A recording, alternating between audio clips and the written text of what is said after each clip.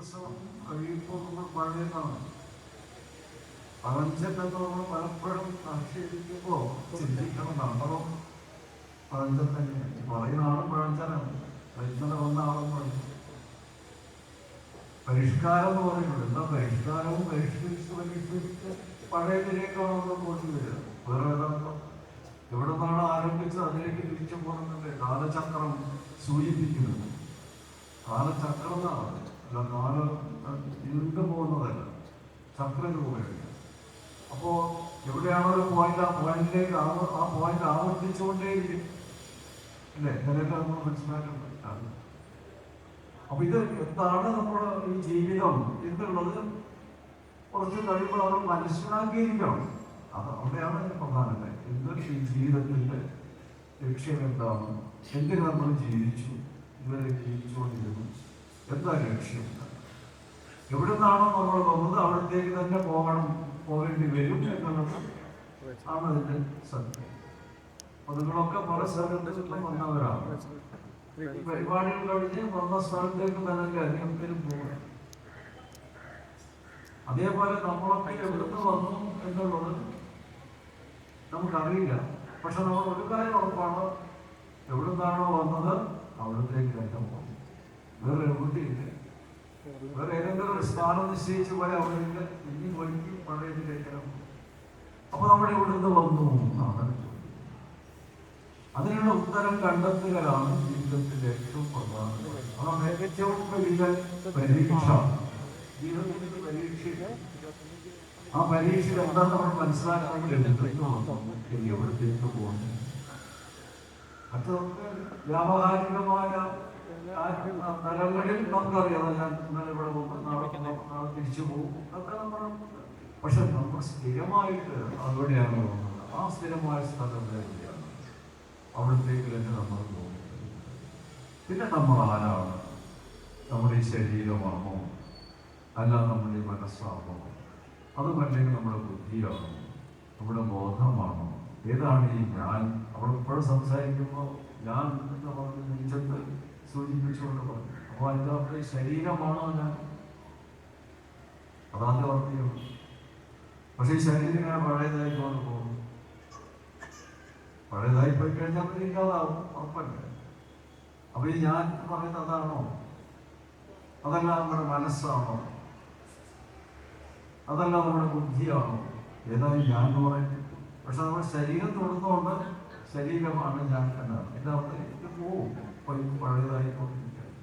ഷർട്ടോ അല്ലെങ്കിൽ ബ്ലൗസോ ഇതൊക്കെ പഴയതാണെന്ന് ഉപയോഗിക്കുന്ന ഒരവസ്ഥയില്ല. അപ്പോൾ മനസ്സാണ്, മനസ്സിൽ പോയില്ല. ഒരു കാലഘട്ടം കഴിഞ്ഞാൽ മനസ്സിലുണ്ടാവോ?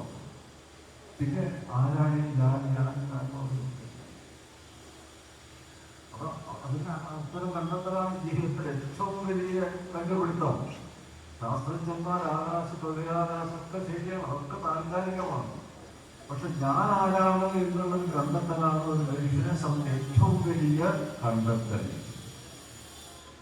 അതാരും അധികം ശ്രമിക്കുന്നില്ല, പക്ഷെ ശ്രമിക്കേണ്ടി വരും. ഒരു പ്രായത്തിൽ കഴിഞ്ഞാൽ തിരിഞ്ഞു നോക്കുമ്പോൾ എവിടെ പോയി നമ്മുടെ ആളുകളൊക്കെ? കുട്ടിക്കാലത്ത് കണ്ട സുഹൃത്തുക്കളുണ്ട്, കോളേജിൽ പഠിക്കുമ്പോഴുള്ള ആത്മാർത്ഥ സുഹൃത്തുക്കളുണ്ട്. ഇങ്ങനെയാണ് നമ്മൾ പറയാൻ. വളരെ വേണ്ടപ്പെട്ട വെള്ളമുണ്ടോ? പക്ഷെ അവരൊക്കെ ഇപ്പോൾ അവിടെ 60-70 ആൾ ചിന്തിക്കുകയാണ്. ഓക്കെ, ആ താൽക്കാലികമായ ആ പശ്ചാത്തലത്തിലൊക്കെ ശരിയാണ്, അത് കഴിഞ്ഞങ്ങനെ പോയി.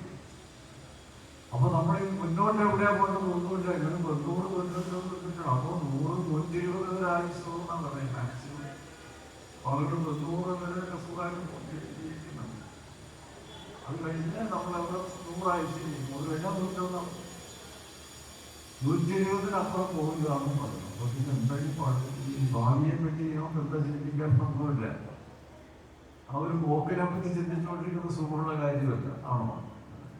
പിന്നെ അങ്ങനെ പിന്നാലെ തിരിഞ്ഞു നോക്കാം. അത് കുറേയെങ്കിലും സുഖം തരുന്നുണ്ടാവും. കുട്ടിക്കാലത്ത് കളിച്ചതും അതൊക്കെ. അതാണ് ഇപ്പോൾ നമ്മൾ ഈ സ്കൂളുകളിൽ പഠിച്ചതും അതുപോലെ കോളേജുകളിൽ പഠിച്ച വർഷത്തെ ആ കാലത്തെ കുട്ടികളൊക്കെ ഒന്നിച്ച് ചേരുന്നു അല്ലേ? അങ്ങനെയൊക്കെ അത് പഴയത് നമ്മൾ ഒന്നുകൂടി ഓർത്തെടുക്കാം.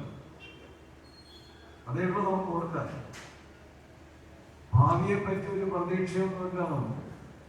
പലരും പറയും ബുദ്ധിമുട്ടില്ലാതെ അനായാസേന വരണം പരാതി ഇതൊക്കെ ആവശ്യമുള്ളൂ. അല്ലേ? നമ്മള് ഏതെങ്കിലും സ്കൂളിൽ പോയി പഠിക്കുന്നതാണോ? പഠിച്ചത് നല്ല അനുഭവത്തിൽ പഠിച്ചതാണ്. അപ്പോൾ നമ്മൾ സ്ഥിരമായിട്ട് എന്തോ ഉണ്ടെന്ന് പലരും ഇങ്ങനെ പറയുന്നു കേൾക്കും. എന്തോ ഉള്ളിലുണ്ടോ അത്ര സ്ഥിരമായിട്ട്.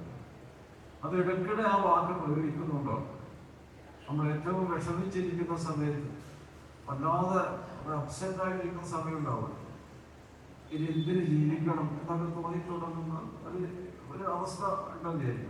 അപ്പൊ മറ്റുള്ളവർ വന്ന് നമ്മൾ എന്താ പറഞ്ഞ സമയത്ത്, അല്ല ഇങ്ങനെ എന്താ ശരിയാണോ, ആത്മവിശ്വാസം വേണം എന്നൊരു വാക്ക് പറയുന്നത്. അപ്പോഴാണ് നമ്മൾ ഈ ആത്മവിശ്വാസം, എന്താ ഈ ആത്മാവെന്താ? ശരീരവിശ്വാസങ്ങളെന്ന് പറയുന്നില്ല, മനസ്സിൽ വിശ്വസിക്കണം എന്ന് പറയുന്നില്ല, ബുദ്ധിയിൽ വിശ്വസിക്കണം പറയുന്നില്ല, ആത്മാവാണ്. അപ്പൊ അങ്ങനെയൊന്നുണ്ടോ? കുട്ടികളത് എവിടെയാണ്? അതാണ് പിന്നെ നമ്മൾ ചിന്ത പോകേണ്ടത്. അതൊന്നുമില്ല എൻ്റെ ഉള്ളിൽ. എന്താണൊക്കെ പറയുന്നത് ആത്മവിശ്വാസമാണ്. കുട്ടികളോട് പറയും, കഠിന ദുഃഖം വരുമ്പോഴും അതാണ് നമുക്ക് എന്തൊരു വിശ്വാസമാണ്. ഡോക്ടർമാര് ഉപേക്ഷിച്ചാലൊക്കെ തന്നെ ആത്മവിശ്വാസം അത് നമ്മളെ മുന്നോട്ട് നയിക്കും. അപ്പൊ എന്താണ് ഈ ആത്മാവ്? ആത്മാവ് കാണുന്നില്ല. ഇതുവരെ ഇത്രയും കാലം ഉള്ളിലുണ്ട്, എൻ്റെ കൂടെ എന്താണ്, പക്ഷെ ആത്മാവിനെ കാണുന്നില്ല. പക്ഷെ ആത്മാവുണ്ട്. വേദാന്തമായാലും ഏതിലും ആത്മാവുണ്ട്. ആത്മവിശ്വാസം പറയുന്നത് ഇല്ലേ? നമ്മളങ്ങനെ വാർത്ത പ്രയോഗിക്കാറില്ലേ? ആത്മവിശ്വാസം നമ്മുടെ ബുദ്ധി, നമ്മുടെ മനസ്സും ബുദ്ധിയും പരാജയപ്പെടുത്തുന്നത് നമ്മളെ രക്ഷിക്കുന്നത് ആരാണ്? ആത്മാവാണ്. ആ ആത്മാവിനെ മനസ്സിലാക്കാം. അപ്പൊ ഞാൻ പറയുമ്പോൾ ആരാണ്? ഈ ശരീരമാണോ, ഈ മനസ്സാണോ, ഈ ബുദ്ധിയാണോ? ഇതേതാണ്? ആത്മാവ്. അവസാനം അതിലേക്കാണ് നമ്മൾ പലവർക്ക് രക്ഷിക്കും. ഈ ആത്മാവാണ് ഞാൻ എപ്പോഴാണോ നിങ്ങൾ തിരിച്ചറിയുന്നത്, നിങ്ങളെന്താ PhD അല്ല, അതിനപ്പുറത്ത് എന്താ എടുക്കുക, അത് ജീവിതത്തിന്റെ പരീക്ഷയിൽ മാക്സിമം ഇദ്ദേഹം എത്തിച്ചേരാവുന്നതാണ് നമ്മൾ ഓരോരുത്തരും. അതുവരെ സംശയമേ, പക്ഷെ വെറുതെ പറയുന്നു. കുറച്ചു കാലം പിന്നെ ആത്മീയ നോക്കുന്നില്ല നിങ്ങളും. പക്ഷെ ഇടയ്ക്കിടയ്ക്ക് വിഷമം വരുമ്പോൾ അതിനെക്കുറിച്ച് ചിന്തിക്കും. അപ്പൊ ഞാൻ എന്ന് പറയുന്നത് ഈ ശരീരമല്ല, മനസ്സല്ല, ബുദ്ധിയല്ല, പിന്നെ ആത്മാവാണ്. അത് ശാശ്വതമാണെന്ന് പറയണം. അതാണ് മറ്റൊരു രസം. മറ്റതൊക്കെ ശരീരത്തിന്റെ കൂടെ ശരീരാന്തം പോയി, സൂക്ഷ്മ ശരീരം പോയി, അത് കഴിഞ്ഞു പോയി. നാമാവശേഷനായി ഏത് അവശേഷിക്കുന്ന അവസാനം പേര്, അതും ആരും ഓർക്കുന്നുണ്ടാവില്ല. ആരോർക്കുന്ന നമ്പറായി ഇത് നമ്മുടെ എല്ലാത്തിനും നമ്പർ ഉണ്ടാവുന്നത്. അതാണ് നമ്പറായിട്ടുണ്ട്. പേര് ഒരു പ്രസക്തിയില്ല. അത് നിങ്ങൾക്കറിയാം, കുറച്ച് നീണ്ട പേരാണെങ്കിൽ അവസാനത്തെ അക്ഷരം പ്രത്യേകിച്ചില്ല, നമ്പറൊക്കെ. അപ്പൊ കുറെ കഴിയുമ്പോൾ നമ്മുടെ പേരിന് പകരം നമ്പർ പറഞ്ഞുകൊണ്ടിരിക്കും. ഡിജിറ്റലൈസേഷൻ അത് നമ്മുടെ ഇന്നത്തെ കാലഘട്ടത്തിനെ പറ്റിയാണ് ഞാൻ പറയുന്നത്. അറിയുന്നത്, പക്ഷെ അതിലൊക്കെ നമ്മൾ ചിന്തിക്കുന്നില്ല.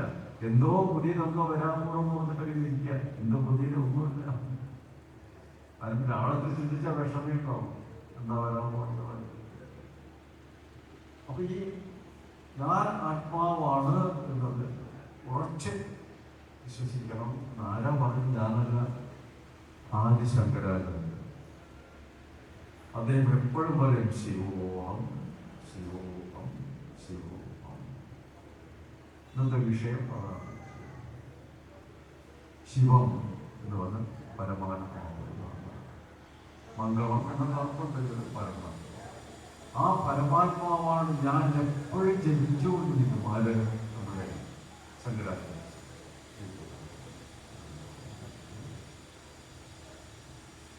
അതിനെ ആസ്പദമാക്കി അദ്ദേഹം ധാരാളം കൃതികൾ രചിച്ചിട്ടുണ്ട്. അദ്ദേഹം ഭാഷ്യകാരൻ എന്ന പേരിലാണ് അറിയപ്പെടുന്നത്. പ്രസ്ഥാനത്രയത്തിൽ ഭാഷകൾ എഴുതിയിട്ടുള്ളത്, പ്രസ്ഥാനങ്ങൾ, ഭഗവത്ഗീത, ഉപനിഷത്തുകൾ, പിന്നെ ബ്രഹ്മസൂത്രം. ഇതിന് ഭാഷ്യ എഴുതിയ ഭാഷ്യകാരൻ. പക്ഷെ അദ്ദേഹത്തിന്റെ സ്വതന്ത്രമായ ഒരുപാട് കൃതികളുണ്ട്. അതൊന്നും അങ്ങനെ വെളിച്ചം കാണുന്നില്ല. അതൊക്കെ അദ്ദേഹത്തിൻ്റെതാണ്, സ്വന്തമാണ്. ഭഗവത്ഗീത ശ്രീകൃഷ്ണന്റെയാണ്, ഉപനിഷത്തുകൾ ഋഷിമാരുടെയാണ്, ബ്രഹ്മസൂത്രങ്ങൾ ബാദരായണന്റേതാണ്, ശങ്കരാചാര്യ ഒറിജിനൽ കൃതിയാണ്. പക്ഷെ അതല്ലാത്ത ഒരുപാട് കൃതികൾ ആദിശങ്കരാചാര്യ, അതൊക്കെ ചെറിയ ചെറിയ കുലിക രൂപത്തിലാണ്. അതിനൊക്കെ പഞ്ചകം, അഷ്ടകം, ഷഷ്ടം, ദശശ്ലോകി എന്നുള്ള ആ ഒരു ചെറിയ ചെറിയ, കാരണം അതാണ് അദ്ദേഹം ഇത് മനസ്സിലാക്കാൻ, ഏത് ആത്മാവാണ് ഞാൻ എന്ന് മനസ്സിലാക്കാൻ വേണ്ടി ചെറിയ ചെറിയ തിരിച്ചു പോലെ അദ്ദേഹം കൃതികൾ എഴുതി. അതിലൊരു പ്രത്യേകമായ ഒരു കൃതിയാണ് അദ്വൈത പഞ്ചരത്നം. അദ്വൈത പഞ്ചരത്നം, അതാണ് അതിൽ നമ്മൾ മനസ്സിലാക്കേണ്ടത്. അതിൽ മുഴുവനും ഞാൻ ശിവോഹം എന്ന് പറഞ്ഞിട്ടാണ് ഓരോ ശ്ലോകങ്ങൾ അവസാനിക്കുന്നത്. ഉദാഹരണത്തിന് ശ്ലോകം ചെല്ലാൻ നോക്കും.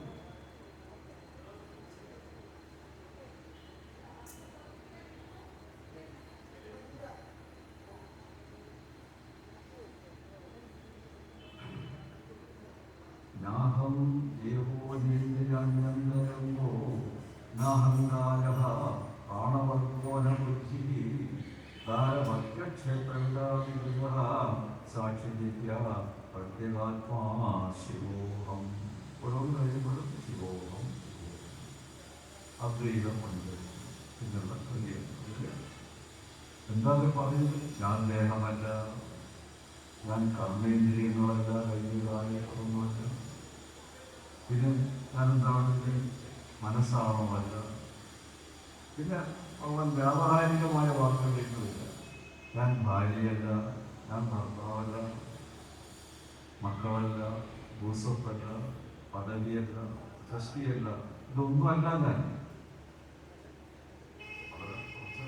അദ്വൈതത്തിന്റെ ഒരു സാരാംശമാണ് അദ്ദേഹം പറയുന്നത്. ഇതൊന്നുമല്ല, ഇതൊക്കെ മാറിക്കൊണ്ടിരിക്കുന്നതാണ്, മാറ്റത്തിന് നിയമം. ഞാൻ ആരാണ്? അതാണ് അവസാനം ശിവോഹം. ഞാൻ പരമാത്മാവാണ്. എനിക്ക് നാശമില്ല, എനിക്ക് ജന്മമില്ല, എനിക്ക് മരണമില്ല, ഞാൻ ശാശ്വതനാണ് എന്ന ആ തിരിച്ചറിവ് അദ്ദേഹം എൻ്റെ ഈ അദ്വൈത പഞ്ചരത്നത്തിലും നിർവാണ ഷഡ്കത്തിലും ദശശ്ലോകിയിലും ഈ ശിവോഹം ശിവോഹം ശിവോഹം എന്ന വാക്ക് ആവർത്തിച്ചുകൊണ്ട് ഉറപ്പിക്കുന്നു. അത് എപ്പോഴെങ്കിലും അതിനെക്കുറിച്ച് നിങ്ങൾ ചിന്തിക്കണം. നിരാശപ്പെടാൻ പാടില്ല. മറ്റത് 70-80 ഇല്ലാതായി പോകുന്ന ചിന്ത തന്നെ മനസ്സിലുണ്ടാവണം. ഇവിടെ ശിവോഹം എന്ന് പറയുമ്പോഴോ ഞാൻ ശാശ്വതനാണ്. ഞാൻ എവിടെ നിന്നാണോ വന്നത് അവിടത്തേക്ക് തന്നെ ഞാൻ പോകണം. ആ യാത്രയിലാണ് ഞാൻ. ഒരു ജന്മം കഴിഞ്ഞ അടുത്തൊരു ജന്മം എനിക്കുണ്ട്.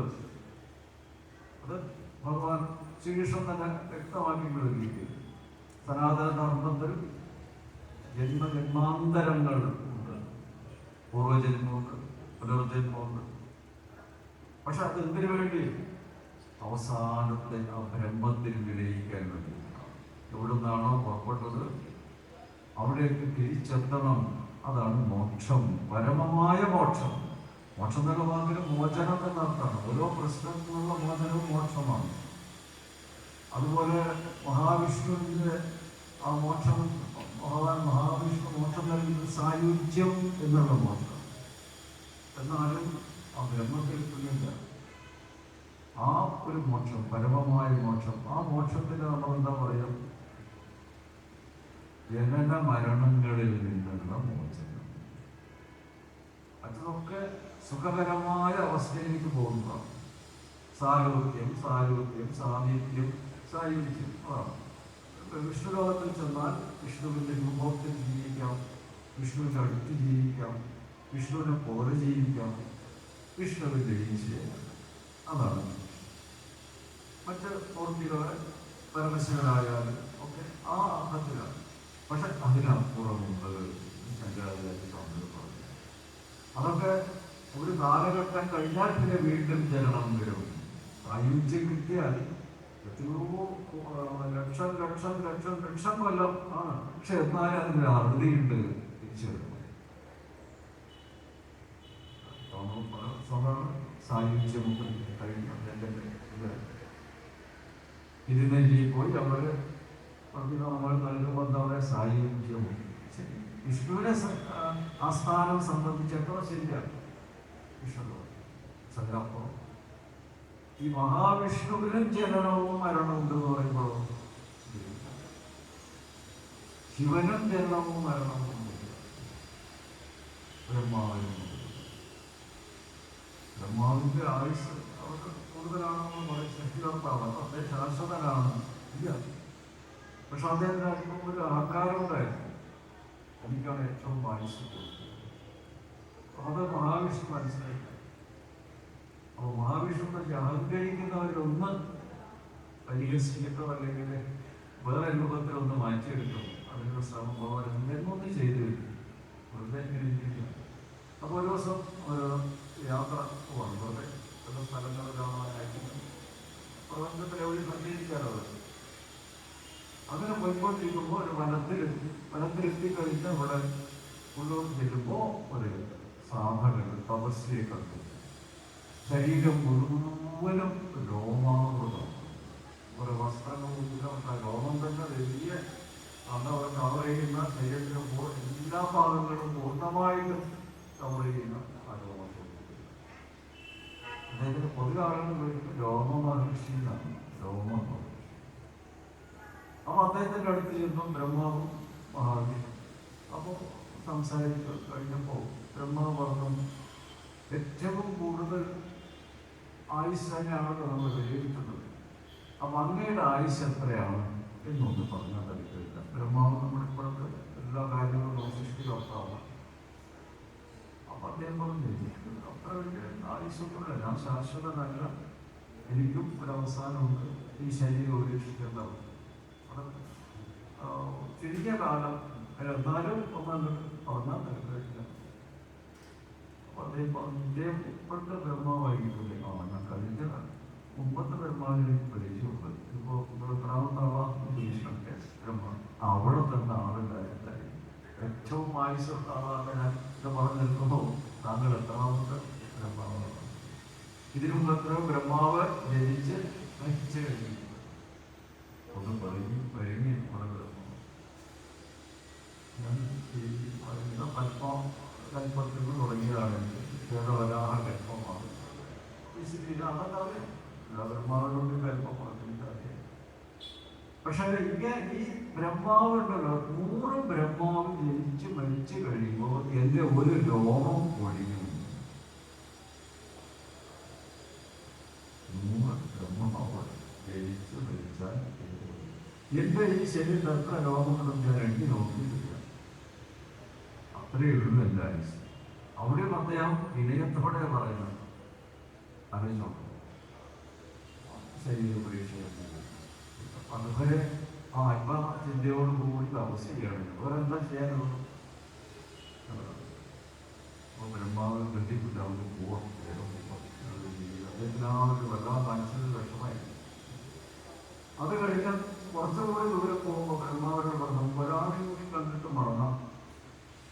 എത്തിയില്ലായിരുന്നു. ഇവിടെ വേറൊരു സാഹചര്യം അദ്ദേഹത്തിനൊന്നും കണ്ടിട്ട് അവിടെ ബഹുമാൻ അറിയിച്ചതാണ്. അദ്ദേഹത്തിന് ബ്രഹ്മാവിനൊരു ഭയം.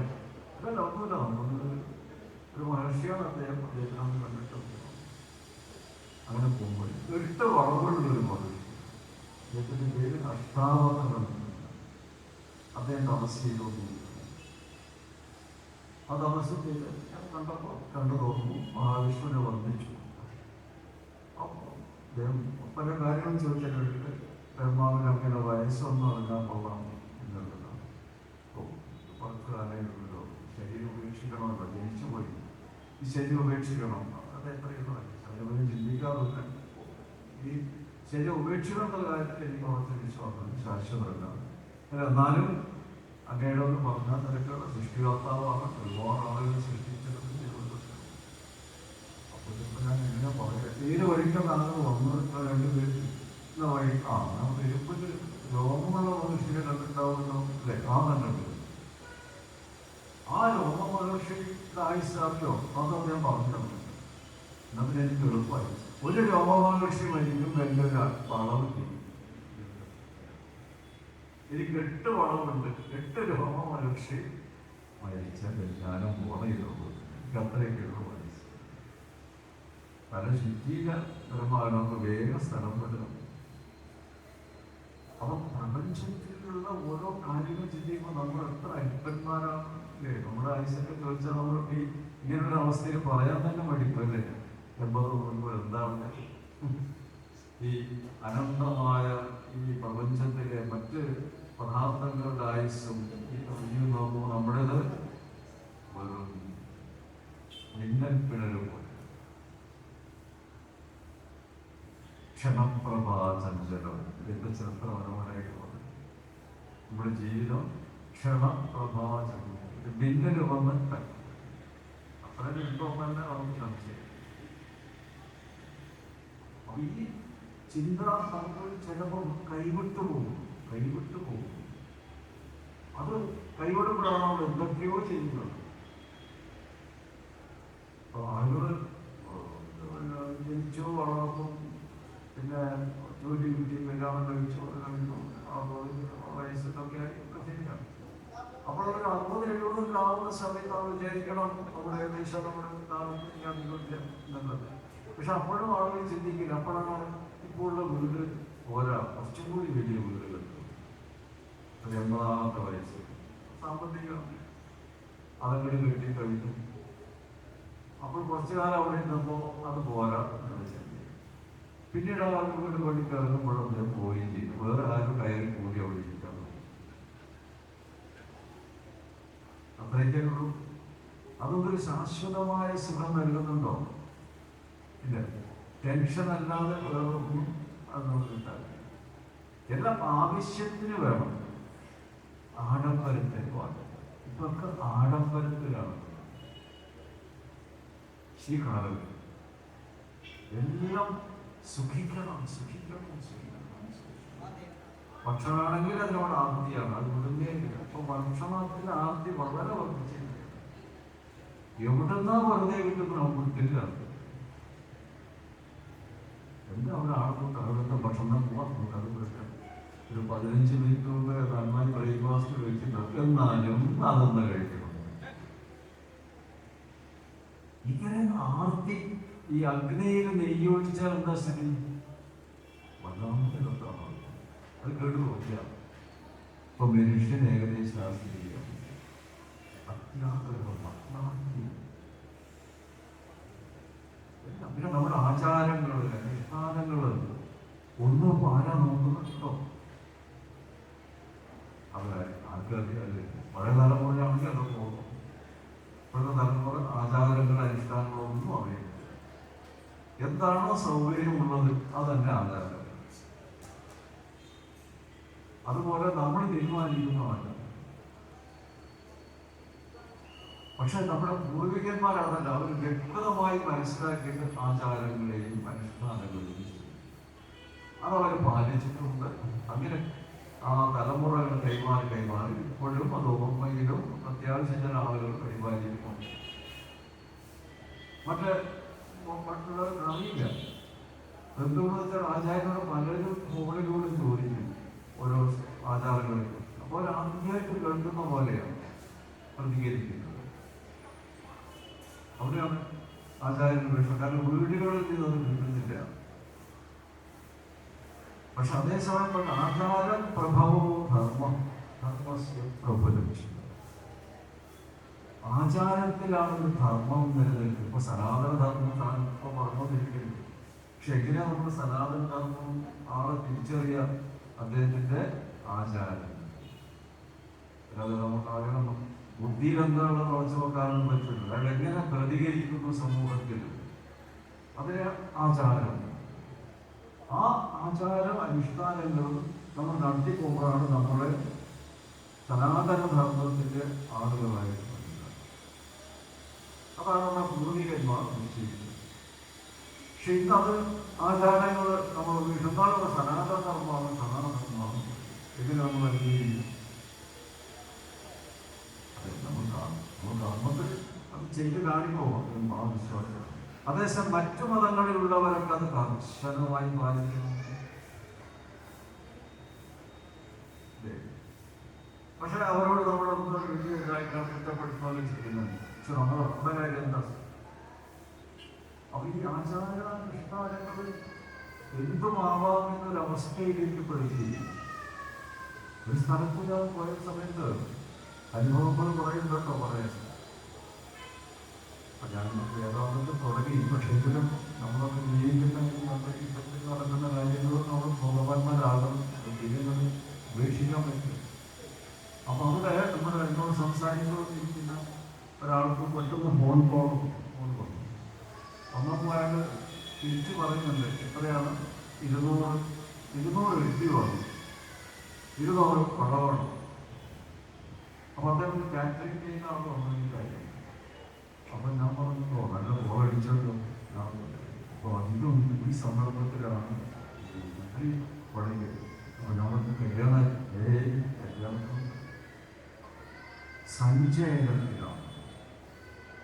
എന്താ ഈ സഞ്ചയനം? മരിച്ചിട്ട് ആ മരിച്ച ആളുകളെ ഭൗതികമായ എന്താണുള്ളത് അതിലിട്ട് സമുദ്രത്തിലോ ചോദിക്കാൻ ആ പിതൃക്രിയ ചെയ്യുന്ന സന്ദർഭം. അവിടെ അത് ചെയ്യുന്ന ദിവസം വീട്ടിൽ വളർന്നു. ഇതെങ്ങനെ വളർന്നു വ്യാസം. വലിയ പറഞ്ഞു, എനിക്ക് കൂടുതൽ ബിസിനസ് എടുക്കുന്നതൊക്കെ എനിക്ക് മരണം കിട്ടുന്നതാണ്. അപ്പൊ ഞാൻ ചോദിച്ചു, ഈ കണക്കിന് അവസാനത്തെ തീരുമ്പോ പല തീരുമ്പോ എന്തായിരുന്നു? അത് പറയണ്ട മഹാസത്യമാണ്. അപ്പൊ ആളുകൾ മരിക്കുന്നത് ഇപ്പൊ ഏറ്റവും സുഖമായിട്ട് കാര്യമായിരുന്നു. ഭക്ഷണം പക്ഷെ പൂർവികന്മാർ അങ്ങനെയല്ല. മരിച്ച വീട്ടിൽ വെള്ളം പോലും കുടിക്കരുത്. നമ്മുടെ ഭക്ഷണത്തിനൊക്കെ മരിച്ചു ദുഃഖം പ്രകടിപ്പിക്കുക, ദുഃഖാചരണം. അവരെന്ത് ഭക്ഷണം വിവാഹം ആണെങ്കിൽ നമുക്ക് തീർച്ചയായിട്ടും സന്തോഷം സംതൃപ്തി. പക്ഷെ ദുഃഖത്തിൽ നമ്മൾ പങ്കുചേരാൻ പോകുമ്പോൾ ഈ ഭക്ഷണം കഴിച്ചതിന്റെ സ്ഥിതി എന്താ? ഇതിനോടായിരിക്കും നമ്മുടെ ശ്രദ്ധ.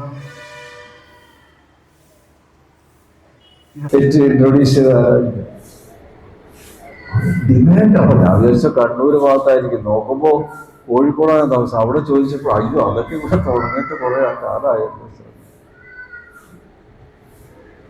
അപ്പൊ ആ മാറ്റത്തെ ആരാണ് നിയന്ത്രിക്കേണ്ടത്? നിയന്ത്രിച്ചില്ല. ഇനിയിപ്പോ ഇതൊക്കെ മാറിയിട്ട് എന്തായിരിക്കും സഞ്ചയനത്തിന് വരിക? ചിക്കൻ അല്ലേ, അതൊക്കെ വരില്ലേ? അപ്പൊ മരിച്ചു കഴിഞ്ഞാൽ അങ്ങനെ ദുഃഖം പ്രകടിപ്പിക്കാൻ പറ്റുമോ? പഴയ കാലത്ത് അങ്ങനെയല്ല. വരുന്നവര് അത്രയും അടുപ്പ ബന്ധമുള്ളവര് ബുദ്ധിക്കരയും. ഇത് മാറി ബുദ്ധിക്കര, കാരണം അത് വീഡിയോയിൽ വന്നാൽ അത് മോശമല്ല. കൃത്രിമമായ ഒരു ജീവിതമല്ലേ നമ്മൾ നയിക്കുന്നത്? സ്വയം ചോദിക്കാനാണ് ഞാൻ പറയുന്നത്. ഓരോരുത്തരും ചോദിക്കും, എന്താണ് നമ്മുടെ ലക്ഷ്യം? നമ്മുടെ പൂർവികന്മാർ എന്താണ് ഇതിനെപ്പറ്റി പറയുന്നത്? മരിച്ച വീട്ടിൽ ചെല്ലുമ്പോൾ അഭിവാദ്യം ചെയ്യാൻ പാടില്ല, സന്തോഷകരമായ സംസാരം പാടില്ല, അവിടുന്ന് ഒന്നും കഴിക്കാൻ പാടില്ല. അപ്പൊ ഇത് കഴിയുന്നത് വരെ നമ്മൾ വീട്ടിൽ നിന്ന് ഉണ്ടാക്കി കഴിക്കുക, അല്ലെങ്കിൽ ഹോട്ടലിൽ പോയി കഴിക്കുക. മരിച്ച വീട്ടിൽ നിന്ന് കഴിക്കരുത്. മരിച്ച വീട്ടിലുള്ളവർ ഭക്ഷണം ഉണ്ടാക്കില്ല, അടുത്ത വീട്ടുകാരുണ്ടാക്കി കൊടുക്കണം. പഴയ ചിട്ടയാണോ ഞാൻ പറഞ്ഞത്. ഞാനത് അനുഭവിച്ച് വളർന്നുള്ള ആളുകൊണ്ട് ഇത്രയും ഉറപ്പ് പറയുന്നു. അത് നമ്മളെന്താ പിന്നെ നമ്മൾ ആ മരിച്ച വീട്ടിൽ പോയി കഴിഞ്ഞാൽ വന്ന് കുളിച്ചിട്ടേ എന്തെങ്കിലും വെള്ളം കുടിക്കുള്ളൂ, ഇല്ലേ? അതൊക്കെ പോയോ? ഇവിടെ ഉണ്ടോ? അത് പറയണേ, സത്യം പറയണം. ഇവിടെ ഈ സഞ്ചയനത്തിന് ഇഡ്ഡലി വട ഉണ്ടോ? ഇവിടെ ഉണ്ട്. ഞാൻ സമ്മതിച്ചു. മറ്റുള്ളവര് പറയാതിരിക്കുകയാണ്, ഉള്ളിൽ വെച്ചിട്ടുള്ളത്, അല്ലേ? ചിലവരെ മുഖത്തുനിന്ന് എനിക്ക് വായിച്ചെടുക്കാൻ പറ്റും. ഇതാരാ ഇരുത്തേണ്ടത്? അറിയത്തില്ല, മുതിർന്നവരാണ്, പ്രായമുള്ളവരാണ്. അവരിതിൻ്റെ കൂടെ കൂടി അവരായിക്കോട്ടെ, നാളെ മസാല ദോശ ആയിക്കോട്ടെ, പിന്നെന്താ ഉള്ളത് ഇപ്പൊ ഫോൺ ചെയ്ത് എല്ലാം എത്തുമല്ലോ. അതുകൊണ്ട് എന്ത് വേണമെങ്കിലും പറയാം. പിതൃക്കളെ പൂജ ചെയ്യുന്ന ദിവസത്തിൽ ഇത്തരം കാര്യങ്ങൾ വ്രതം, അതൊരു വ്രതവും കൂടിയാണ്. ഈ ബലാചരണം എന്ന് പറഞ്ഞ വ്രതത്തിന്റെ ഒരു ഭാഗമാണ്. പക്ഷെ അവിടെ പിതൃക്കളെയാണ് നമ്മൾ ആരാധിക്കുന്നത്. അതുകൊണ്ടാണ് നമ്മൾ ദേവാലയത്തിലേക്ക് പോകരുത്. കാരണം ശ്രദ്ധ മുഴുവനും പിതൃക്കളിലായിരിക്കും.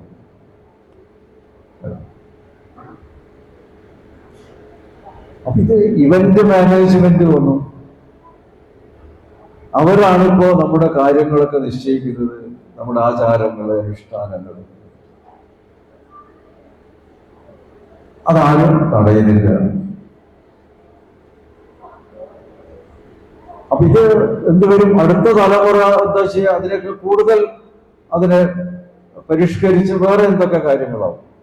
കുറച്ചു കഴിഞ്ഞാൽ മരിച്ച വീട്ടിൽ കാണാം കലാപരിപാടികൾ. അതിനുശേഷം 5 മണിക്ക് ശേഷം വളരെ നൃത്ത വിദഗ്ധ വന്ന് ഇവിടെ മനോഹരമായ നൃത്തം. അത് കാണാൻ ആളുകൾ ഈ മരിച്ചു കിടക്കുന്നുണ്ടാവും, ഡെഡ് ബോഡി ഇവിടെ കിടക്കുന്നുണ്ടാവും. അതങ്ങനെ മൂടി വെക്കാൻ പറ്റും.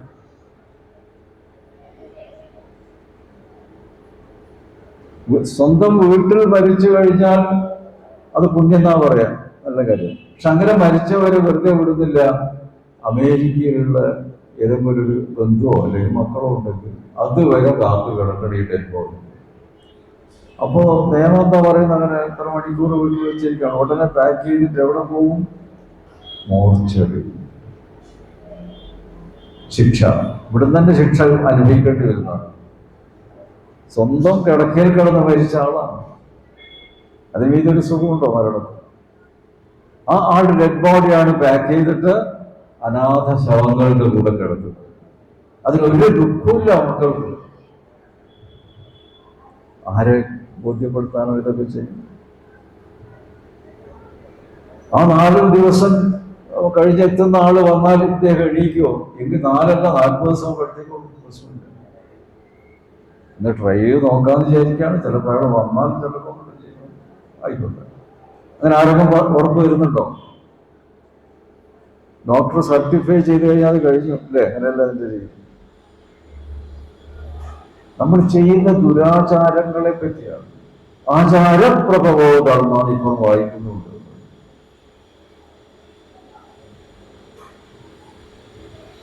അപ്പോൾ ഇത്തരം കാര്യങ്ങൾ നമ്മൾ ശ്രദ്ധിക്കേണ്ട വളരെ ഒരു കാരണം വിവാഹം ആയിക്കോട്ടെ, അത് വല്ലാതെ ആഡംബരത്തിൽ പോകുന്നുണ്ട്, പോട്ടെ, അത് സന്തോഷത്തിന്റെ ദിവസം. പക്ഷെ മരിച്ച അവസ്ഥയിൽ ദുഃഖം കൊണ്ട് ഇപ്പൊ നമ്മുടെ മുൻ പ്രധാനമന്ത്രി മരിച്ചപ്പോൾ രാഷ്ട്രം ദുഃഖാചരണം എന്ന് പറഞ്ഞ് 7 ദിവസം അടച്ചില്ലേ? പല പരിപാടികൾ മാറ്റിവെച്ചില്ലേ? ഡിന്നറും അതും ഇതൊക്കെ മാറ്റിവെച്ചു. അതെന്തിനാ? രാഷ്ട്രത്തിലെ ഒരു പ്രധാനപ്പെട്ട ആൾക്ക് 7 ദിവസം ദുഃഖാചരണം. നമ്മളോ എങ്ങനെ ആചരിക്കുന്നത്? മസാല ദോശയും മറ്റേ ദോശയും നാടകങ്ങളൊക്കെ കണ്ടെത്തുക. മനുഷ്യത്വം എന്ന് പറയുന്നത് മനുഷ്യത്വം, അതാണ് നമ്മുടെ സംസ്കാരം. മറ്റൊരാളുടെ നഷ്ടത്തിൽ ദുഃഖിക്കുക എന്നുള്ളത് നമ്മുടെ ധർമ്മമാണ്. ആ മരിച്ച ആളെ കുറിച്ച് സംസാരിക്കാനായിരിക്കണം ആ സമയത്ത് എന്തെങ്കിലും ഒരു സംസാരം ഇനി പറയണമെന്നുണ്ടെങ്കിൽ ആ വ്യക്തിയെ കുറിച്ചായിരിക്കണം. നല്ലൊരാളായിരുന്നു, എന്തൊക്കെ സേവനം ചെയ്തു, എനിക്ക് നല്ല പരിചയമുണ്ട് എന്നുള്ള രീതിയിലാണ്. ഇതിപ്പോ മരണം നടന്നു കഴിഞ്ഞിട്ട് ആ വ്യക്തിയെ പറ്റി എങ്ങനെയാ സ്മരിക്കുന്നത്? 1 മിനിറ്റ് മൗനം. അതെന്തിനാ മൗനത്തിന്? അങ്ങനെ ഒരു പ്രാർത്ഥന നമുക്കില്ലല്ലോ. പ്രാർത്ഥിക്കുമ്പോൾ എപ്പോഴും നമ്മൾ നമ്മുടെ കാര്യങ്ങൾ പറയുകയാണ് ചെയ്യും. പറയണോ പ്രാർത്ഥന? ഇപ്പോൾ ക്ഷേത്രത്തിൽ വന്നാൽ നമ്മൾ മനസ്സിലെങ്കിലും അത് പറയണം. ഒന്നുമില്ല, 1 മിനിറ്റ്. ആ 1 മിനിറ്റിന് നിൽക്കാൻ വിഷമം, അത് 1/2 മിനിറ്റാക്കിയിട്ടൊക്കെ ഇരിക്കാൻ പറയും. വല്ലവരും ആ വ്യക്തി ഓർക്കുന്നുണ്ടാവും ആ സമയത്ത്? ഇല്ല. ഇതൊക്കെ നമ്മൾ നാടകം അഭിനയിക്കുന്ന പോലെ നമ്മുടെ ആചാരങ്ങൾ അത് നമ്മൾ മാറ്റിയെടുക്കേണ്ടതല്ലേ? ചിന്തിക്കാം. ഒരു വിഷയം നിങ്ങൾക്ക് തരികയാണ്. അടുത്ത വർഷം ഇതുപോലെ തിരുവനന്തപുരമുള്ള സമയത്ത് നിങ്ങൾ അതിനെപ്പറ്റി എന്തെങ്കിലും അഭിപ്രായം ആചാര്യരോട് പറയാം. ഞങ്ങളുടെ ചില ആ പഴയ ആചാരങ്ങളിലേക്ക് നമ്മൾ, ക്ഷേത്രാചാരങ്ങൾ അതുപോലെ തന്നെ. ഇപ്പൊ ക്ഷേത്രാചാരങ്ങളെ പറ്റിയാണ് ചർച്ച ഭയങ്കരമായിട്ട് നടക്കുന്നത്. ഷർട്ട് ഇട്ടിട്ട് പോകണോ, അല്ല ഷർട്ട് ഊരിയിട്ട് പോകണോ, ഉടുപ്പിട്ട് പോകണോ, ഉടുപ്പ് മുഴുവൻ ഊരിയിട്ട് പോകണോ, ഇങ്ങനെയൊക്കെയുള്ള ചർച്ചകളാണ് നടക്കുന്നത്. അപ്പൊ പലരും ആചാര്യം ചോദിക്കുന്നത് ഏതാ ശരി, ഏതാ തെറ്റ്. ഞാൻ പറയുമ്പോ എനിക്ക് തന്നെ ബുദ്ധിമുട്ടായി വെറുതെ പറയാൻ. കാരണം നമ്മൾ മനസ്സിലാക്കി വന്നല്ലോ ഇപ്പൊ കാര്യങ്ങൾ നടക്കുന്നത്. എനിക്ക് ചിലപ്പോൾ കൺഫ്യൂഷൻ വരും. ഇപ്പൊ ക്ഷേത്രങ്ങളിൽ ക്ഷേത്ര ദർശനത്തിന് പോകുമ്പോൾ വസ്ത്രം, മേൽവസ്ത്രം ധരിച്ച് പോകണം. അതാണ് കാലത്തിനനുസരിച്ചൊരു മാറ്റം വരുന്നത്. അപ്പൊ എനിക്കൊരു ചോദ്യമുണ്ട്, എന്താ ഇപ്പോൾ കാലത്തിന് വ്യത്യാസമൊന്നും കാണുന്നില്ല? ഇന്ന് സൂര്യൻ കിഴക്കുന്നാണല്ലോ ഉദിച്ചത്, പടിഞ്ഞാറൊന്നും ആയിരിക്കുമല്ലോ ആസ്വദിക്കുന്നത്. മനുഷ്യരില് മുഖത്തിനൊന്നും കാലിനൊന്നും വ്യത്യാസമില്ലല്ലോ. അപ്പൊ എവിടെ കാലവ്യത്യാസം നമുക്ക് അംഗീകരിക്കാൻ പറ്റുക, ദൃശ്യവൽക്കരിക്കാൻ പറ്റുക? വെറും വാക്കിൽ എന്തും പറയാമല്ലോ. കാലാനുസൃതമായ മാറ്റം. അപ്പൊ നമ്മുടെ മനസ്സിൽ ദുശ്ചിന്തകൾ വന്നാൽ ആ ദുശ്ചിന്തകൾക്കും കാലാനുസൃതമായ ഒരു ഇത് കൊടുക്കാൻ നമ്മൾ തെറ്റുകൾ ചെയ്യേണ്ടി വരുന്നല്ല അതിന്റെ അർത്ഥം. ഇവിടെ പതിവായ ഇടക്കിടക്ക് കൊലപാതകം നടക്കുന്നു, സ്ത്രീപീഡനം നടക്കുന്നു. അതാണ് മാറ്റം, കാലത്തിന്റെ മാറ്റം. എങ്കിലെല്ലാവരും ചെയ്യാതെ. ഇപ്പൊ അങ്ങനെയാണ് ഈ കാലത്ത് ഒരാളെങ്കിലും കൊല്ലണം, എന്നാലേ പറ്റുമോ? അപ്പൊ കാലത്തിന് നമ്മൾ പഴയ കാലം എന്ന് പറഞ്ഞാൽ എന്താണോ പൂർവികന്മാർ നിശ്ചയിച്ചിരിക്കുന്നത് എത്രയോ കാലങ്ങൾക്ക് മുമ്പായി, പക്ഷെ അത് ഇന്നും അതിന് പ്രസക്തിയുണ്ട്. ആ പ്രസക്തി നിലനിർത്തി അടുത്ത തലമുറയിലേക്ക് നൽകേണ്ട ഉത്തരവാദികൾ നമ്മളാണ്. ഇപ്പൊ ഗുരുവായൂർ ക്ഷേത്രത്തിലും ഇവിടെയും മേൽവസ്ത്രം ഉണ്ടോ? ഇട്ടിട്ട് പോകാൻ പറ്റില്ലല്ലോ, പറ്റില്ല അല്ലേ? ഒന്ന് ഉറപ്പ് പറയണം. ഞാൻ സന്ദർഭം കൂടി നോക്കണമല്ലോ. ചില സ്ഥലത്ത് സമ്മതിക്കുന്നുണ്ട്, ഇവിടെ അതില്ല എന്നുള്ളതാണ്. ഇതെന്തുകൊണ്ട് നമ്മളൊന്ന് ചിന്തിക്കാം. നമ്മുടെ പൂർവികന്മാര് വിഡ്ഢികളാണെന്ന് പറയുന്നുണ്ടോ? അങ്ങനെയാണെങ്കിൽ ഓരോരുത്തരുടെയും അച്ഛനും അമ്മയും മുത്തശ്ശനും മുത്തശ്ശിയും അവരുടെ അച്ഛനും ഒക്കെ പമ്പര വിഡ്ഢികളാണെന്ന് സമ്മതിക്കുന്നുണ്ട്. അവരുടെ DNA അന്നിലുള്ളതുകൊണ്ട് ഞാനും വിഡ്ഢിയാണ് എന്ന് പറയാൻ പറ്റുമോ? പഴയതൊക്കെ തെറ്റാണ്, എന്തൊക്കെയോ അന്ധവിശ്വാസം. ഞാൻ നല്ല വിശ്വാസത്തിലാണ് കഴിയുന്നത് എന്ന് പറഞ്ഞാൽ നമ്മുടെ അച്ഛനും അമ്മയും പൂർവികന്മാരൊക്കെ അന്ധവിശ്വാസികളാണ്. നോക്കണം, ജന്മം നൽകിയവർ, നമ്മളെ വളർത്തിയവർ, അവരൊക്കെ അന്ധവിശ്വാസമാക്കി മാറ്റാൻ ഒരു വിഷമമില്ല ഇപ്പോഴത്തെ വ്യക്തികൾക്ക്. എങ്ങനെ നമ്മൾ നന്നാവും? ആരോ പറഞ്ഞത് നമ്മൾ വിട്ടിട്ടില്ല. പ്രത്യയശാസ്ത്രം എന്തൊക്കെയോ വാക്കുകൾ ഉപയോഗിക്കുകയാണ്. എന്ത് പ്രത്യയശാസ്ത്രം? അപ്പൊ ഇതൊക്കെ നമ്മൾ ഓരോരുത്തരും സ്വയം ചിന്തിക്കേണ്ട ഒരു വിഷയമാണ്. ഇപ്പൊ ക്ഷേത്രത്തിലെ ഒരു വിഗ്രഹം, ഒരു ദേവവിഗ്രഹം, പുരുഷ ദേവവിഗ്രഹം നിങ്ങൾ ശ്രദ്ധിച്ചിട്ടുണ്ടോ? ആ വിഗ്രഹത്തിൽ വിഷ്ണു ആയാലും ശിവനായാലും അതുപോലെ മറ്റ് ദേവതമാരായാലും അവർ ഷർട്ടോ അല്ലെങ്കിൽ മേൽവസ്ത്രോ ധരിച്ചതായിട്ട് കാണുമോ? വിഗ്രഹത്തിൽ ഉണ്ടോ? ഉണ്ടെങ്കിൽ പറയണേ. ഞാൻ അതിനെപ്പറ്റി കൂടെ പഠനം നടത്തിയില്ല. ഇപ്പൊ ഗുരുവായൂരപ്പനായാലും ഒക്കെ കാണുമ്പോൾ അദ്ദേഹത്തിന്റെ ഈ ശിരസ്സും അത് കഴിഞ്ഞ് ഈ ഭാഗത്ത് കംപ്ലീറ്റ് എന്താ ഉള്ളത്?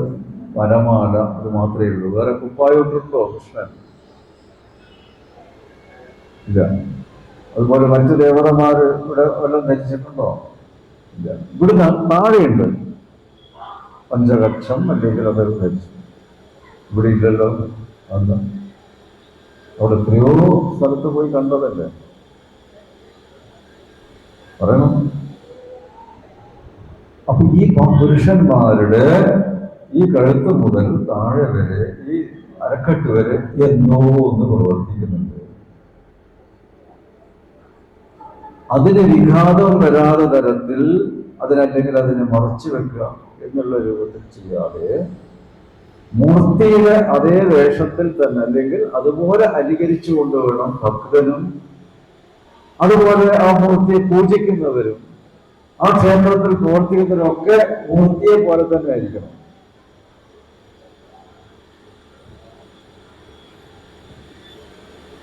ഇതാണ് ഇതിന്റെ തുടക്കം. ഷർട്ടിട്ടും ഇതൊക്കെ പിന്നീട് വരുന്നതാണ്. പഴയകാലത്ത് അങ്ങനെ വലിയ വസ്ത്രങ്ങളൊന്നും ഇല്ലല്ലോ. ഇന്നിപ്പോൾ ഇഷ്ടം പോലെ വസ്ത്രങ്ങൾ പഴയതല്ല.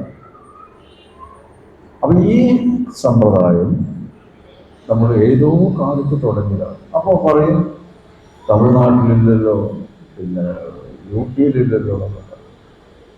അവിടെയാണ് നമ്മൾ മനസ്സിലാക്കേണ്ടത് ദേശകാലോചിതം എന്നൊരു വാക്ക്. ഭരതന് പിന്നെ അയോധ്യയിലെ രാജാവായി വാഴിക്കാൻ ദശരഥ മഹാരാജാവ് നിശ്ചയിച്ചു. അപ്പൊ അത് നിയമമായി, രാജാവ് ഒപ്പിട്ട പിന്നെ നിയമമാണ്. അതിന്റെ ആ നിയമം നടപ്പിലാക്കാൻ വസിഷ്ഠ മഹർഷി ഭരതനെ ക്ഷണിക്കുകയാണ് രാജപദവി സ്വീകരിക്കാൻ. അത് ആ കാര്യം പറഞ്ഞതിന് മുമ്പേ അദ്ദേഹം ഒരു ആമുഖമായി എന്താ പറയുന്നത്? കേൾക്കുന്നീ ദേശകാലോചിതമായ എൻ്റെ വാക്കുകൾ എന്നാണ്. ഇല്ലേ, രാമായണം വായിച്ചൊരു ശ്രദ്ധിക്കാം. എന്ന് പറഞ്ഞാൽ ഈ പ്രദേശങ്ങളിൽ നടന്നു വരുന്ന ആചാര അനുഷ്ഠാനങ്ങളും അതിൻ്റെ പ്രത്യേകതകളും വെച്ചുകൊണ്ടാണ് ഞാൻ സംസാരിക്കുന്നത്. അല്ലാതെ വേറെ ഏതോ അന്യരാജ്യത്തിലൊന്നുമല്ല ഇവിടെ ആവർത്തിച്ചു വരുന്ന കാര്യം. വസിഷ്ഠ മഹർഷി ശ്രീരാമനോട്. അപ്പൊ ഇതൊക്കെ നമുക്ക് പുരാണങ്ങളിൽ നമുക്ക് ലഭ്യമായിരുന്ന കാര്യമാണ്.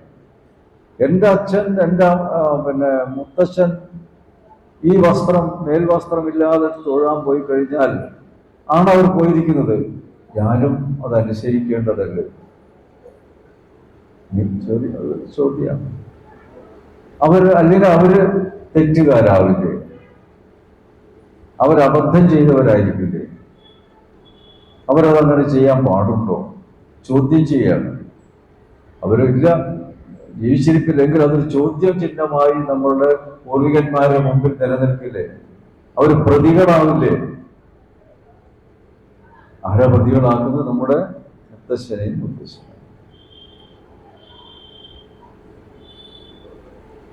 അവർ നമ്മളെപ്പോഴും ആദരവോടുകൂടിയാണ്. എൻ്റെ മുത്തശ്ശനും മുത്തശ്ശിയൊക്കെ മഹാബുദ്ധിമാന്മാരായിരുന്നു, അവരുടെ കാലത്ത് ഇതൊക്കെ ചെയ്തവരാകുമ്പോൾ വാനോളം പുകഴ്ത്ത്.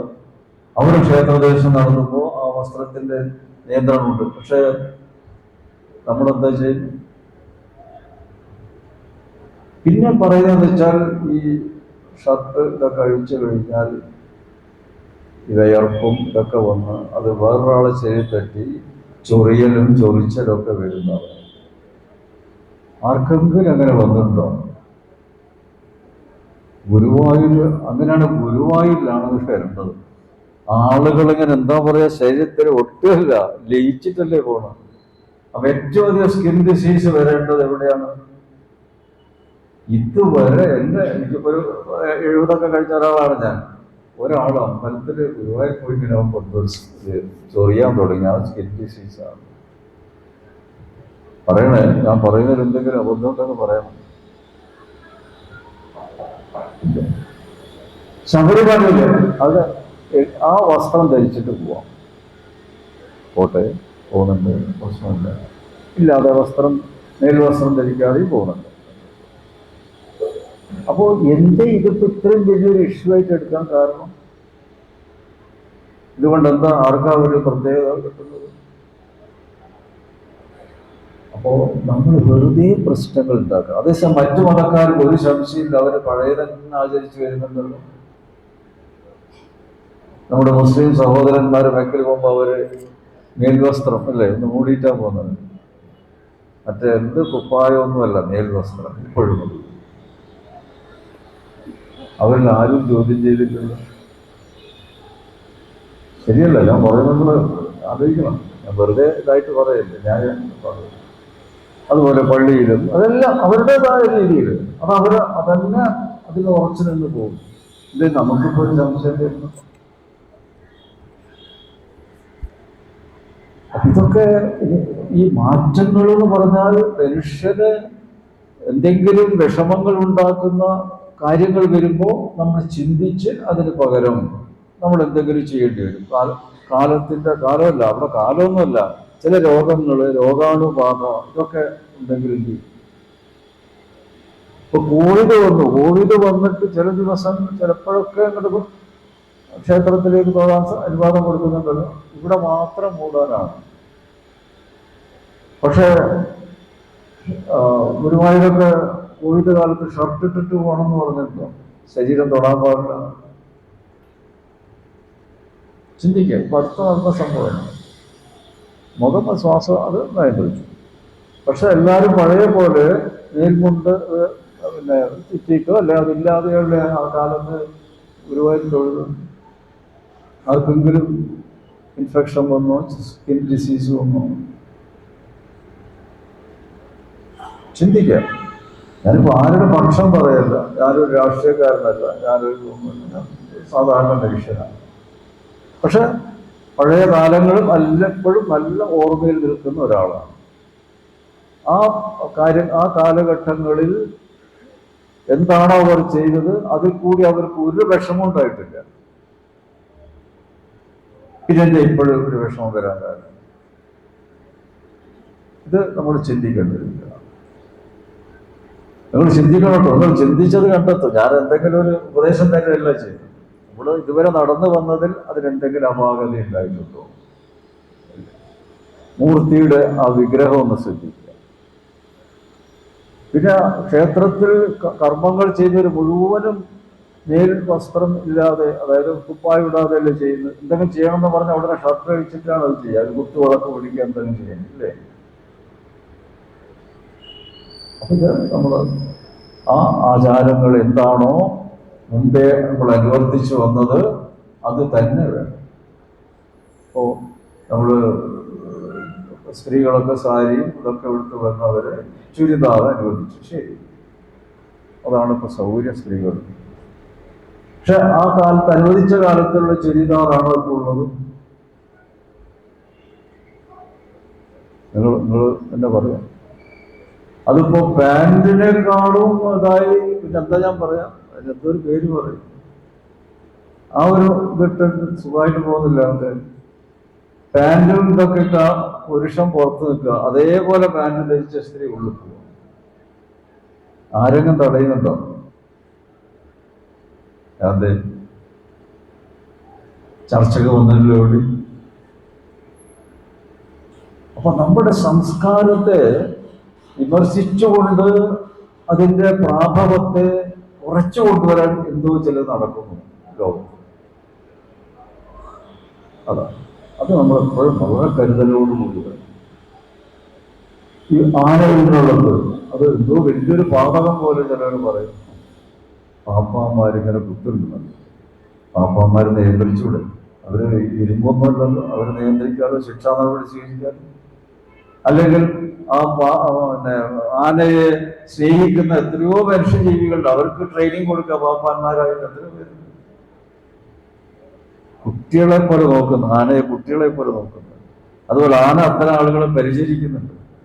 അങ്ങനെയുള്ള ഒരു വെക്കുക. അല്ലാതെ പാപ്പാൻ കുത്തുന്നു പറഞ്ഞിട്ട് ആനയെ തന്നെ പുറത്താക്കേണ്ട ആവശ്യമുണ്ടോ? ഉണ്ടോ? ആനയൊരു ജീവിയാണ്. ആനയ്ക്ക് മോക്ഷം വേണ്ടേ? ഒക്കെ മനുഷ്യൻ കൊണ്ടുപോയാൽ മതി. ഗുരുവായൂർ കേശവൻ ഇപ്പോഴും നമ്മൾ സ്മരിക്കുകയാണ് അല്ലേ? ഒരു ഏകാദശി ദിവസമാണ് മോക്ഷം പ്രാപിച്ചത്. വലിയൊരു ജന്മത്തിൽ എത്തിയിട്ടാവുമോ ഗുരുവായൂർ കേശവൻ? അപ്പോ ജന്തുക്കളായാലും ഒക്കെ തന്നെ അത് ചില സമയത്ത് അതിന്റെ സ്വഭാവം മാറും, ശരിയാണ്. അതിപ്പോ പൂച്ച എപ്പോഴും മടിയിലിരുത്തി ഓമനിക്കുന്ന നായയും ചിലപ്പോൾ കടിച്ചു തരില്ലേ? അപ്പൊ എന്ത് ചെയ്യും? നായനെ ഉപേക്ഷിക്കുന്നുണ്ടോ? അപ്പൊ ഉത്സവത്തിന് ആന എഴുന്നേൽക്കുന്നു, എത്ര മീറ്റർ അകലം പാലിക്കണം ഒക്കെ പറഞ്ഞപ്പോഴൊക്കെ നമ്മൾ ആലോചിച്ചു. എന്നാൽ പിന്നെ ആന നിരോധിച്ചൊരു ഓർഡർ ഇട്ടാൽ പോലെ. ഇത്രയൊക്കെ ബുദ്ധിമുട്ടുള്ളൂ, 3 മീറ്റർ അപ്പുറം 3 മീറ്റർ. അപ്പോൾ ആനൊക്കെ ഈ മീറ്റർ കണക്ക് അറിയോ ആനക്ക്? കുറച്ച് കഴിയുമ്പോൾ അതൊന്ന് അടുത്തേക്ക് ആ പോട്ടൻ അതിനെ പിടിച്ച്, അപ്പൊ അത് മതം പൊട്ടാനോ അല്ല അതിന് കാരണമായി തീരില്ലേ? പക്ഷെ ഭാഗ്യത്തിന് അത് സുപ്രീം കോടതി ഇടപെട്ടു. അതുകൊണ്ട് അങ്ങനെയുള്ളതൊന്നും ചെയ്യരുത് എന്നല്ല പറഞ്ഞു, അല്ലേ? അങ്ങനെ ഒരു അപ്പൊ ഇതെന്ത് ഈ ആനയോട് തന്നെ ഇത്ര ദേഷ്യം ഞാൻ മനസ്സിലാവും. ഇനി ജീവകാരുണ്യമാണ്. അപ്പോ ആനേനെ ഒന്നിങ്ങനെ കുത്തി. എങ്കിൽ ഒരു ദിവസം എത്ര ജന്തുക്കളെയാണ് ഒന്ന് ഭക്ഷണമായി കഴിക്കുന്നത്? അവരെന്തെങ്കിലും എതിർപ്പ് നമ്മൾ പറയുന്നുണ്ടോ? ഇതൊക്കെ പറഞ്ഞു കഴിഞ്ഞിട്ട് ആൾ എവിടെ പോകുന്നറിയോ? മാംസഭക്ഷണശാലയിലേക്ക്. അതെ, അവിടെ ജീവകാരുണ്യമില്ല. പറയണം, നമ്മളാ സ്വയം നമ്മുടെ മനസാക്ഷിയോട് ചോദിക്കണം. അപ്പൊ ഇതൊക്കെ വാസ്തവത്തിൽ ഒരു വിമർശനം എന്ന രീതിയിൽ എടുക്കാൻ പറ്റുമെന്നുള്ളതാണ് ആചാര്യന്റെ ചോദ്യം. വിമർശിക്കാൻ എല്ലാവർക്കും അധികാരമുണ്ട്. പക്ഷെ ഇന്ന് വെച്ച് അത് വലിയൊരു ഇഷ്യൂ ആക്കി പത്രങ്ങളിലൂടെ അവിടെ അതും ഒരേ ഒരു പ്രത്യേക സനാതന ധർമ്മത്തിലുള്ളവരെ മാത്രം അതിലേക്ക് വലിച്ചഴച്ചുകൊണ്ട് ചർച്ച ചെയ്ത് സമാധാനം പറയണം.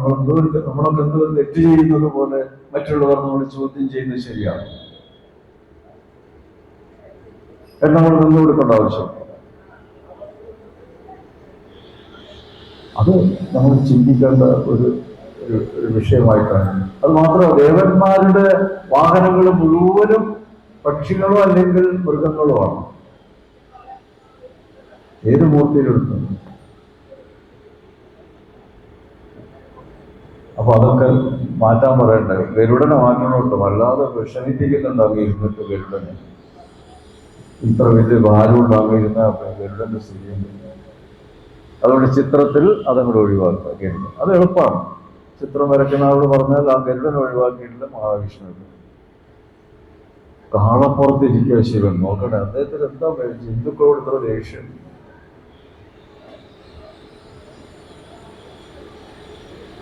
എല്ലാവരും നമുക്ക് വേണ്ടപ്പെട്ടതാണ്. ജന്തുക്കളായാലും ഒക്കെ നമ്മുടെ വേണ്ടപ്പെട്ടവരും അവരെ സ്നേഹിക്കുകയും അവരെ സ്വന്തമാക്കുകയും ചെയ്യണം എന്നൊരു വലിയൊരു പ്രിൻസിപ്പിൾ അതിന്റെ പിന്നിലുണ്ട്. ഭൂതദയ, ഭൂതയജ്ഞം എന്ന് പറയുന്നത്. ഭൂതയജ്ഞം ദിവസവും നമ്മൾ പക്ഷികൾക്കോ മൃഗങ്ങൾക്കോ ഭക്ഷണം കൊടുക്കണം എന്നാ പറയുന്നത്. നമ്മൾ മാത്രം കഴിച്ചാൽ പോരാ, വീട്ടിലുള്ള അംഗങ്ങൾ കഴിച്ചിട്ട് അങ്ങനെ കഴുകി കമഴ്ത്തി വെച്ചാൽ പോരാ, ഉറുമ്പുകൾക്ക് കൊടുക്കണം എന്നാ പറയുന്നത്. അവിടെയാണ് ജീവകാരുണ്യം. അപ്പൊ ഇത് ഓരോരുത്തർ സ്വയം ചോദിക്കുക, ഞാൻ ചെയ്യുന്നുണ്ടോ? അപ്പൊ ഈ രീതിയിൽ നമ്മൾ കാര്യങ്ങൾ മനസ്സിലാക്കി പുരാണങ്ങളിലും ഒക്കെ എന്താണോ പറഞ്ഞിരിക്കുന്നത് അതനുസരിച്ച് ദേവന്മാരുടെ ദേവേന്ദ്രൻ ഉണ്ടല്ലോ, ദേവന്മാരുടെ അധിപനായ ദേവേന്ദ്രൻ ആനപ്പുറത്താണ് കയറിയത്. അപ്പോൾ നമുക്കും ഒരു ആഗ്രഹം ഉണ്ടാവില്ല, ഗുരുവായൂരപ്പനും അതേപോലെ ആനപ്പുറത്തിരിക്കണം. എന്താ തെറ്റുണ്ടോ അങ്ങനെ ചിന്തിക്കുന്നത്? അതുപോലെ ഒരാള് വരവേൽക്കാണ്, അദ്ദേഹത്തിന് ആനപ്പുറത്തിരുത്തണം. കാരണം ആന വലിയൊരു ജീവിയായതുകൊണ്ട് എല്ലാവരും കാണുമല്ലോ ആനപ്പുറത്തിരുന്നത്. അതും കൂടി ഉണ്ട് ഒരു കൗതുകം കാഴ്ചയിൽ. അതാണ് ആ ആളുകളുടെ ആഗ്രഹം. അതിനെന്നോട് തടസ്സം ചെയ്യും. രഥം ഉപയോഗിക്കുന്നത് കേരളത്തിൽ പതിവില്ല. പരശുരാമ മഹർഷിയാണ് ഇവിടുത്തെ ആചാരങ്ങളും ഇതൊക്കെ ഉണ്ടാക്കിയിരിക്കുന്നത്. തമിഴ്നാട്ടിൽ മറ്റൊരു ആചാരം ഉണ്ടായിരിക്കാം, അഗസ്ത്യ മഹർഷി ആചാരമായിരിക്കാം. എന്ന് വെച്ച് ഇന്ത്യ മുഴുവനും അല്ലെങ്കിൽ മറ്റൊരു രാജ്യങ്ങളിലൊക്കെ ഈ ഒരു സമ്പ്രദായം അവരുടെ സമ്പ്രദായം തന്നെ വരണമെന്ന് പറയാൻ പറ്റുമോ? ഇപ്പൊ ഒരു എന്താ പറയുക, കമ്പ്യൂട്ടറൊക്കെ ഉപയോഗിച്ചുകൊണ്ടുള്ള ഒരു യന്ത്ര ആനകളെ ഇറക്കുന്നുണ്ട്, അല്ലേ? കണ്ടിട്ടുണ്ടാവും, അറിയില്ല. ഏതെങ്കിലും നമ്മുടെ മൂർത്തി ഒരു യന്ത്രത്തിന്റെ മുകളിൽ ഇരുന്ന് പോകുന്ന കണ്ടിട്ടുണ്ടോ? എവിടെ പോകുമ്പോഴും ഈ മൃഗങ്ങളോ പക്ഷിയോ വാഹനത്തിലെ വിഷ്ണു പോകാറുള്ളൂ. അദ്ദേഹം രഥത്തിൽ എപ്പോഴും യുദ്ധത്തിനെങ്ങാനും പോകുമ്പോൾ രഥത്തിൽ കയറിയിട്ടുണ്ടാവാം, അല്ലെങ്കിൽ സാരഥിയായിട്ടിരിക്കുന്നു. ഇല്ലേ, നമ്മുടെ പുരാണങ്ങളൊക്കെ വായിക്കുന്നവരാവും. എവിടെയെങ്കിലും അങ്ങനെ ഒരു പരാമർശങ്ങൾ ഉണ്ടായിട്ടുണ്ടോ? ഇല്ല. അപ്പൊ ഇത് നമ്മൾ ആഴത്തിൽ ചിന്തിക്കേണ്ട ഒരു പ്രശ്നം. പുതുതായിട്ട് നമ്മളൊരു പ്രശ്നം ഉണ്ടാക്കിയെടുത്ത് അത് മനുഷ്യ മനസ്സിലാവും. ഭക്തന്മാർക്ക് വലിയ പ്രയാസമാണ് ആചാര്യത്തെ തുറന്നു പറയാൻ. കാരണം ഒരുപാട് ആളുകൾ സങ്കടപ്പെട്ട് പറയുന്നുണ്ട്. ഞങ്ങൾക്കത് ഒരു ആനയില്ലാത്ത ഒരു ശീലയിൽ സങ്കല്പിക്കാൻ, അല്ല എഴുന്നള്ളത്ത് സങ്കല്പിക്കാൻ പറ്റില്ല. പക്ഷെ ഗവൺമെന്റും കോടതിയും ഒക്കെ ഇങ്ങനെ പറയുമ്പോൾ സങ്കടമുണ്ട്. ആചാര്യ എന്താ അത് എന്നുള്ളത് അവര് സങ്കടം അതാരും ശ്രദ്ധിക്കുന്നില്ല. അപ്പൊ ഈ ജന്തുക്കളെ നമ്മൾ സംരക്ഷിക്കണം എന്ന് പറയുന്നവർ എന്ത് ആനയെ നമ്മൾ ഉത്സവത്തിനും അമ്പലത്തിൽ ഒഴിവാക്കിയത് വിചാരിക്കുക. ഈ ആനകളുടെ സ്ഥിതി എന്തായിരിക്കും? വനത്തിലൊന്നുമില്ല, അവർ കിട്ടാനൊന്നുമില്ല എന്നാണ്. ഒക്കെ വെളുപ്പിച്ചു, ഒന്നുമില്ല, വെള്ളവുമില്ല, ഒന്നുമില്ല. അവർ കഴിക്കേണ്ട ഇലകൾ വരെ മാറി വേറെ ചെടികൾ നട്ടു വളർത്തും. അപ്പൊ ഈ ആനയെ എങ്ങനെ ജീവനോടെ നിലനിർത്തും? മുമ്പ് തടി വെട്ടി അതിനെ കല്യാണം ഇതൊക്കെ വരും. ഇപ്പൊ അത് JCB വന്നതോടുകൂടി ആ തൊഴിൽ മേഖലയും ആനയ്ക്ക് നഷ്ടപ്പെട്ടു. പിന്നെ അതെങ്ങനെ 1 കിലോ ചോറൊന്നും പോരല്ലോ. ആ പാവത്തിന്റെ വിശപ്പ് ആര് മാറ്റും? ഈ പറയുന്ന ജീവകാരുണ്യം ഉള്ളവർ മാറ്റുമോ? അപ്പൊ അത്യാവശ്യമല്ല ആവശ്യത്തിനൊക്കെ ആനപ്പുറത്തെഴുതും. അതിനൊരു വാടക കൊടുത്ത് ആ വാടകയിൽ നിന്നാണ് ആ ആനകളൊക്കെ ഉപജീവിക്കുന്നത്. അത് നിർത്തി കഴിഞ്ഞാലുള്ള സ്ഥിതിയില്ല. പട്ടിണി കിടന്ന് ക്രൂരമായി വിശന്ന് പട്ടിണി കിടന്ന് മരിക്കില്ല, അങ്ങനെ മരിച്ചോട്ടെ എന്നായിരിക്കും അല്ലേ? പറയുന്നവർ ഉത്തരവാദിത്വ ബോധം വേണം. അവരൊരു സംഘടന ഉണ്ടാക്കി ഈ ഉത്സവത്തിനുള്ള ആനയെ കൊഴികൾ ഞങ്ങൾ അവരെ സംരക്ഷിച്ചോളാം. ആരെങ്കിലും പറഞ്ഞോ ഈ ജീവകാരുണ്യം അഭിപ്രായം വിളിച്ചോളൂ? അതൊക്കെ നമ്മൾ വളരെ ചിന്തിക്കേണ്ട ഒരു വിഷയമാണ്. പിന്നെ അടുത്ത കാലത്ത് മറ്റൊരു പ്രധാന പ്രശ്നം വന്നിരിക്കുന്നത് ഉത്സവം ക്ഷേത്രാചാരമല്ല എന്നുണ്ട്. നമ്മൾ വായിച്ചിട്ടുള്ളതാണ്. നോക്കണേ, ഇപ്പോൾ അത്യാവശ്യം ജനങ്ങൾ ഒത്തുകൂടുന്ന ആ ഉത്സവം കൂടി ഇനി നമ്മുടെ ക്ഷേത്രത്തിൽ വേണ്ടാന്നുള്ള രൂപത്തിലേക്ക് ചർച്ച നയിക്കും. ഉത്സവം ക്ഷേത്രാചാരമാണെന്ന് ആരാ പറഞ്ഞത്? രാജാവെന്ന് കൽപ്പിച്ചൊന്നുമല്ല. തന്ത്രസമുച്ചയത്തില് ശ്രീകുമാര വിക്രമം അതിൽ സാക്ഷാൽ സുബ്രഹ്മണ്യ സ്വാമിയാണ് ഈ ഉത്സവം അത്യാവശ്യമാണ് എന്ന് പറഞ്ഞു. ദേവന്മാരെ സ്വീകരിച്ച് ആനയിച്ച് അവരെ സന്തോഷിപ്പിക്കേണ്ടത് എല്ലാവരുടെയും കടമയാണ്. അത് ഇത്ര ദിവസത്തെ ഉത്സവമാകാം. പള്ളിവേട്ട, ആറാട്ട്, ഇതൊക്കെ നിശ്ചയിച്ചതാരാ? സാക്ഷാൽ ശിവഭഗവാന്റെ സുതനായ സുബ്രഹ്മണ്യ സ്വാമി. താരകാസുര വധം കഴിഞ്ഞ ഉടനെ, അല്ലാതെ ഏതോ ഒരു രാജാവ് ഒന്നും നിശ്ചയിച്ചുണ്ട്. ആ ഉത്സവത്തിന്റെ ഉദ്ദേശം ജനങ്ങളെ ഒന്നിച്ചു കൂട്ടുക എന്നുള്ളതാണ്. അവിടെ എന്താ പറയുക, മറ്റൊരു വിഭാഗീയ ചിന്തയ്ക്കൊരു അവസരമില്ല, എല്ലാവരും ഒത്തുചേരുക. ഈ ഉത്സവകാലത്ത് മൂർത്തി, അങ്ങനെ ശ്രീകോവിലുണ്ടായിരുന്ന മൂർത്തി ജനങ്ങളുടെ ഇടയിലേക്ക് ഇറങ്ങുകയാണ്. ഞാനിതാ നിങ്ങളുടെ കൂടെ ഒപ്പം ഉണ്ട്. സുഹൃത്തം സർവഭൂതാനാം, രീതിയിൽ പറഞ്ഞില്ലേ ഭഗവാൻ, നിങ്ങളുടെ സുഹൃത്താണ് ഞാൻ, നിങ്ങളുടെ യജമാനനല്ല. വർഷം തോറും ഉത്സവം നടത്തുന്നത് ശ്രീകോവിൽ പ്രതിഷ്ഠയായ മൂർത്തി ജനങ്ങളുടെ ഇടയിൽ ഇറങ്ങി വരികയാണ്. അവരെ വീടുകളുടെ മുമ്പ് കൂടി പോവുകയാണ് അനുഗ്രഹിച്ചുകൊണ്ട്. അങ്ങനെ ദൈവസങ്കല്പം ഏതെങ്കിലും മതത്തിലുണ്ടോ? എന്തെങ്കിലും ആകാശത്തിലായിരിക്കാം, അതൊന്നും ഇറങ്ങി വരില്ല, മലയുടെ മുകളിലായിരിക്കും.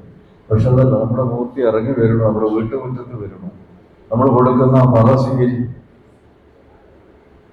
ഇല്ലേ? ആ ചടങ്ങുകളൊക്കെ ഒന്ന് ശ്രദ്ധിച്ചാൽ മനസ്സിലാക്കാൻ പറ്റും. നിങ്ങൾ എത്രയോ തവണ ബുദ്ധിമുട്ടി എൻ്റെ ശ്രീകോവിൽ മുമ്പിലൊന്ന് തൊഴുകയാണ്. ഇല്ല, ഞാൻ ഈ ഉത്സവകാലത്ത് നിങ്ങളൊപ്പം ഉണ്ടാവും. ഇത്രയും ജനകീയമായ അടിത്തറയുണ്ട് ഒരു ഉത്സവത്തിന്. അല്ലാന്ന് പറയണം, ഭക്തന്മാരുടെ, ജനങ്ങളുടെ ആഘോഷം എന്ന് പറയുന്നത് ഭഗവാന്റെ ഉത്സവമാണ്. അതിൽ കലകൾക്കും പ്രാധാന്യം കൊടുത്തിട്ടുണ്ട്, മറ്റെല്ലാവർക്കും പ്രാധാന്യം കൊടുത്തിട്ടുണ്ട്. ആ മൂർത്തി പുറത്തേക്ക് ഇറങ്ങുന്ന സന്തോഷം, ഇതാ നമ്മുടെ ഇടയിലേക്ക് വരുന്നു ഭഗവാൻ.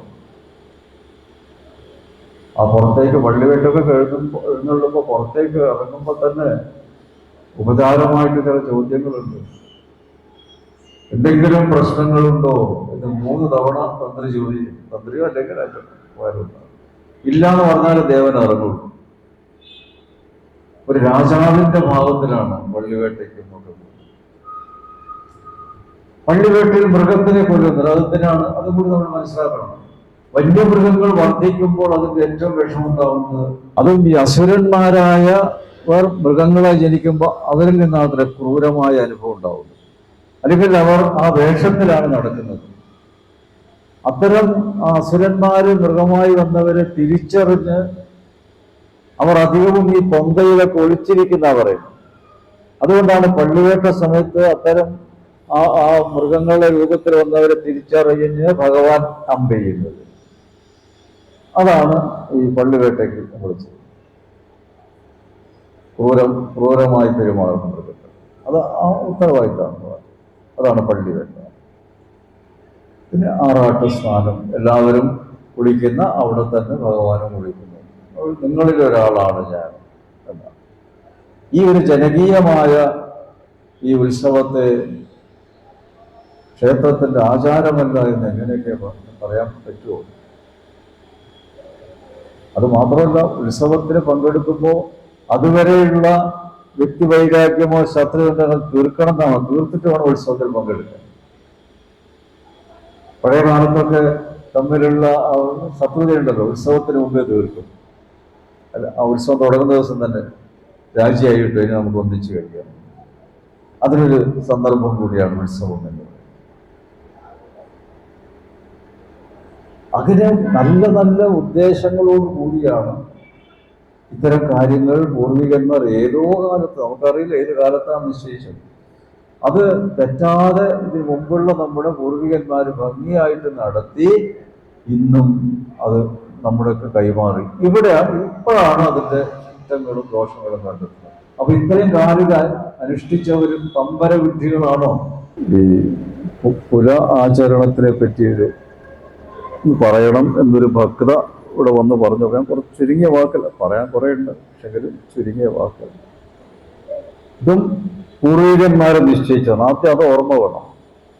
അവരൊക്കെ നമ്മുടെ ഗുരുനാഥന്മാരാണ്, അവരത് പാലിച്ചവരാണ്. അവരാണ് ഇത് ഇന്ന സന്ദർഭങ്ങൾ ഇന്നപോലെ ചെയ്യണം എന്ന് ഓരോ സമുദായത്തിനും അതുപോലെ ഓരോ പ്രദേശത്തുള്ളവർക്ക് നിശ്ചയിച്ചത്. അല്ലാതെ ഒരു ഗവൺമെന്റും ഇതിൽ ഇടപെട്ടിട്ടില്ല.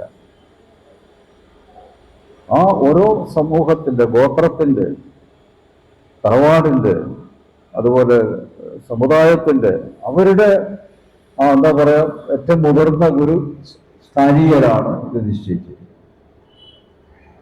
മറ്റത് ഒരു ഭരണഘടനാ ഭേദഗതി ചെയ്തിട്ട് ഇത്ര എവിടെയും പറഞ്ഞിട്ടില്ല. ആ നിയമം ഇന്നിപ്പോ എല്ലാ ജാതിയിലുള്ളവരും അനുസരിച്ച് വരുന്നുണ്ട്. ഏതെങ്കിലും ഒരു ജാതി മാത്രമല്ല, എല്ലാ ജാതിയും. അതൊക്കെ നമ്മൾ മനസ്സിലാക്കുമ്പോഴാണ് അതിന്റെ പ്രാധാന്യം എന്താണെന്നുള്ളത് വരുന്നത്. അപ്പൊ അതിൽ ഒരു ഭേദഗതി ചെയ്യാനും പറ്റില്ല. കാലം മാറി എന്ന് പറഞ്ഞിട്ട് അതിനൊന്നും ഒരു ഭേദഗതി ചെയ്യാൻ പറ്റില്ല. ആചാര്യൻ അങ്ങനെ പറയുകയാണെങ്കിൽ എൻ്റെ പൂർവികന്മാരെ ഞാൻ തള്ളി പറയുന്നു എന്നാണ്. ആ പാപനെ ഏറ്റെടുക്കണോ? എല്ലാവരും സന്തോഷിക്കുമ്പോ അതൊന്നും വേണ്ടാന്ന് പറഞ്ഞ വലിയ സന്തോഷമാണ്. പക്ഷെ അതിനുള്ള അധികാരമില്ല എനിക്ക്. അത് അവർ നടപ്പിലാക്കി അവർക്കതിൽ പിന്നെ എന്താ പറയാ, അവരുദ്ദേശിച്ച ആ സന്തോഷം മറ്റുള്ളവർക്ക് നൽകി അവരനുഗ്രഹിക്കുന്നു. എല്ലാം ശ്രീരാമചന്ദ്രനും ശ്രീകൃഷ്ണനും ഒക്കെ ഈ ബലികർമാദികൾ ചെയ്തിട്ടുണ്ട്. ശ്രീരാമചന്ദ്രൻ വനത്തിലേക്ക് പോയി, അപ്പോഴാണ് അച്ഛൻ മരണപ്പെടുന്നത്. അച്ഛന്റെ മരണാനന്തര ചടങ്ങുകളിൽ പങ്കെടുക്കാൻ പറ്റിയിട്ടില്ല ശ്രീരാമന്. പിന്നെ കുറെ ദിവസം കഴിഞ്ഞപ്പോഴാണ് ഭരതൻ വന്ന പറഞ്ഞ അച്ഛൻ പോയി നമ്മുടെ കേട്ടപ്പോൾ പൊട്ടി കരഞ്ഞു രാമൻ. എന്നിട്ട് എന്ത് ചെയ്തു? എത്രയോ ആളുകൾ കാണാൻ വന്നിരിക്കുകയാണ്. പിന്നെ അവരോടൊന്നും സംസാരിക്കാതെ തന്റെ പത്നിയും സഹോദരനും കൂടി ആ ബലികർമാദികൾ ചെയ്യാണ് ആ 12 ദിവസത്തെ. അത് കഴിഞ്ഞ് പിറ്റേന്ന് അന്ന് രാത്രി ഉറങ്ങാതെ കഴിച്ചു. ഇത്ര ആളുകളെ അയോധ്യയിൽ നിന്ന് വന്നിരിക്കുക കാണാൻ. അവരോട് ഒരു കുശല പ്രശ്നമില്ല. അത് കഴിഞ്ഞ് പിറ്റേ ദിവസം രാവിലെ ആ ചടങ്ങുകൾ പൂർത്തിയായതിനു ശേഷമാണ് ശ്രീരാമൻ കുശല പ്രശ്നം ചോദിക്കുന്നത്. ഈ പല കാലത്ത് കുശല പ്രശ്നങ്ങൾ ചോദിക്കാൻ പാടില്ല എന്ന് നിയമമുണ്ട്. അഭിവാദ്യം ചെയ്യാൻ പാടില്ല, പൊട്ടിച്ചിരിക്കാൻ പാടില്ല, ഇതൊക്കെ നിയമമുണ്ട്. അപ്പൊ അത് ശ്രീരാമചന്ദ്രൻ നമുക്ക് കാണിച്ചു തരികയാണ്.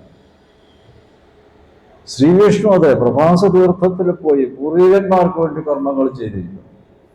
കൃഷ്ണനാര മഹാവിഷ്ണു എൻ്റെ ആവശ്യം ലോകസംഗ്രഹ, ലോകത്തിന് വേണ്ടിയിട്ടാണ്. അപ്പൊ ഇതൊക്കെ നമ്മൾ ഒറ്റ അടിക്കത് ഇല്ലാതെ പറയാൻ എന്താ എങ്ങനെ ധൈര്യം വരുന്നു എന്നുള്ളതാണ്. ഇപ്പൊ 15 ദിവസം ഇതാചരിക്കുന്നവരുണ്ട്, 12 ദിവസമുണ്ട്, 10 ദിവസമുണ്ട്. അതൊക്കെ മുൻപ് നിശ്ചയിച്ചതാണ്. അത് ഏതൊക്കെ കുടുംബങ്ങൾക്കാണ് ബന്ധപ്പെടുക, ഒരു തറവാടിലെയോ അല്ലെങ്കിൽ ഒരു പ്രത്യേക സംവിധാനത്തിന്റെ കീഴിലുള്ള അംഗങ്ങളെയോ എങ്ങനെയാണ് ബന്ധപ്പെടുക, അതിനൊക്കെ അതിൻ്റെതായ നിയമങ്ങൾ വെച്ചു. 15 ദിവസം ഉള്ള 7. ഇപ്പൊ ഒരാൾ എന്നോട് ചോദിച്ചു അടുത്ത കാലത്ത്, അല്ല ഇപ്പൊ അതൊക്കെ ചുരുക്കി ആചാര്യ 7 ദിവസമാക്കിയത്. ഞാൻ പറഞ്ഞു അതാരാ?